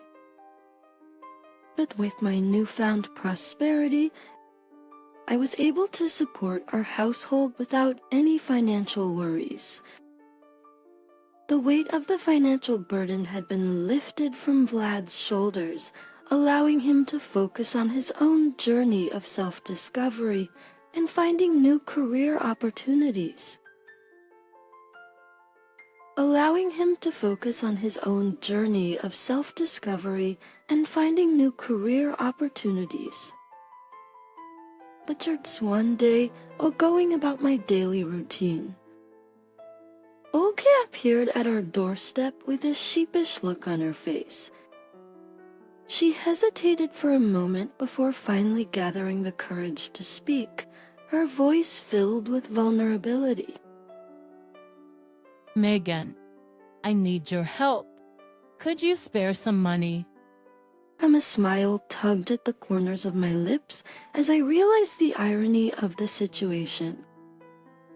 I excused myself briefly, disappearing into another room. I returned with an envelope in hand and extended it to Olga. Here you go. Olga's eyes lit up, her joy evident as she eagerly accepted the envelope. But as her fingers touched the surface, her expression shifted from delight to confusion. Realization struck her like a bolt of lightning, and her voice quivered with disbelief. Why? Why is the envelope empty? A calm yet firm smile played on my lips as I met Olga's gaze. Do you remember, Olga? You once said to me that you would rather starve than accept money from me. Her face paled, and she stumbled over her words, desperately attempting to backtrack and deny her previous statements. But it was too late. For the years of her cruel treatment, the hurtful words and the constant belittlement had taken their toll. Just with a fire in my eyes, I confronted her, my voice echoing with the frustration and pain that had simmered within me for far too long. You cannot pretend to be kind now. Olga, after treating me with nothing but contempt and cruelty. You've shown your true colors, and no amount of empty apologies can undo the damage you've caused. The next time you think about being so ugly and callous to someone, think about it long and hard before you do. Because you might end up at their doorstep, groveling and begging for something. Olga huffed and puffed in frustration, her face a mix of anger and bewilderment. She was at a loss, unsure of how to respond or what to do next. But at that moment, I found my voice and spoke my truth, no longer willing to be silenced by her toxicity.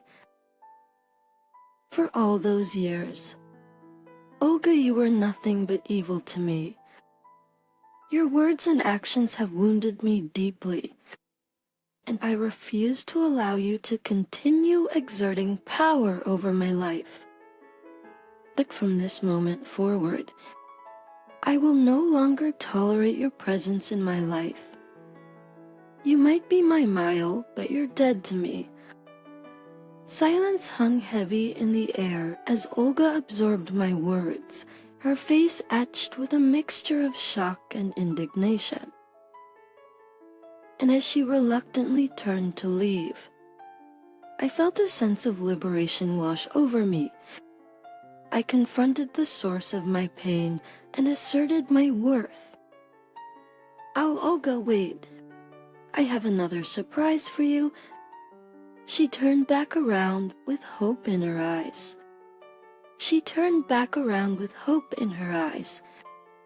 I'm sure your son has told you that I'm planning on opening a cafe. Would you like to know what it's called? What is it? Wonderfix. She gasped in complete shock, and I could see that she wanted to be part of this new business venture, or at the very least, try the baked goods that I was going to serve. And you're not allowed to come. Sorry. Olga's face fell for the second time during this encounter, and finally, after being defeated, she skulked away, leaving just as she had come, with her dignity nowhere to be found. As I moved forward with my life, free from the toxic presence of Olga, a new chapter was waiting to be written. I embarked on a journey to bring Medovik, my very own cafe, to life. The name was a nod to Vlad's Russian heritage and the signature honey cake that became our specialty. The process of establishing Medovik was not without its challenges, but fueled by my passion and determination. I poured my heart and soul into every aspect of the cafe, and from meticulously selecting the finest ingredients to designing a warm and inviting space. I strived to create an experience that would captivate the senses and leave a lasting impression on our patrons. And to my delight, Medovik quickly became a resounding success. A word of mouth spread, drawing customers from near and far who were eager to indulge in the delectable treats we offered. The cafe buzzed with laughter, conversation, and the aroma of freshly brewed coffee and freshly baked pastries. It was a dream come true. Throughout this journey, Pussy Olga made several attempts to worm her way back into my good graces. She realized the error of her ways and sought forgiveness. But I had grown wise to her manipulative tactics and had no intention of allowing her negativity back into my life. Each time she approached me, I firmly and resolutely shut her out, refusing to be swayed by false apologies or empty promises. Lad, my unwavering source of support, stood by my side throughout it all. He understood the pain I had endured at the hands of his mother and was relieved to see me taking a stand for my well-being.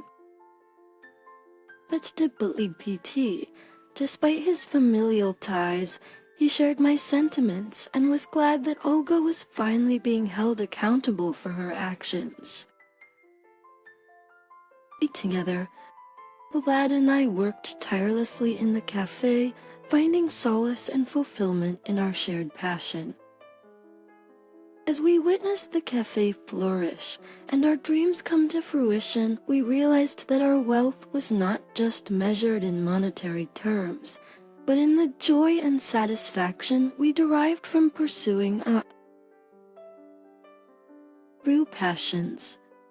Gone were the days of being consumed by the negativity and toxicity that had plagued our lives. We had chosen to embrace a simpler yet more fulfilling existence, one that allowed us to focus on what truly mattered: love, happiness, and pursuing our dreams. As the years went by, Medovic continued to thrive, becoming a beloved gathering spot for the community. The cafe became more than just a business, it became our home. And so my journey carried on, not only as a successful cafe owner, but as a person who had reclaimed their sense of self-worth and forged their path. Just like Ogi's negativity banished from my life, I was able to embrace the beauty of the present and look forward to a future filled with endless possibilities. In the warm embrace of Medovic and the love of Vlad, I found my version of happiness, free from the shackles of toxic relationships. And with each passing day, I reveled in the knowledge that I had not only built a successful business, but had also crafted a life that was truly my own. Though the journey ahead would still hold its share of challenges, I knew that I had taken a significant step towards reclaiming my peace and creating a life defined by love, support, and self-worth. And with Vlad by my side, we would continue to build a future that was free from the toxic influence of Olga and filled with the happiness and fulfillment we both deserved.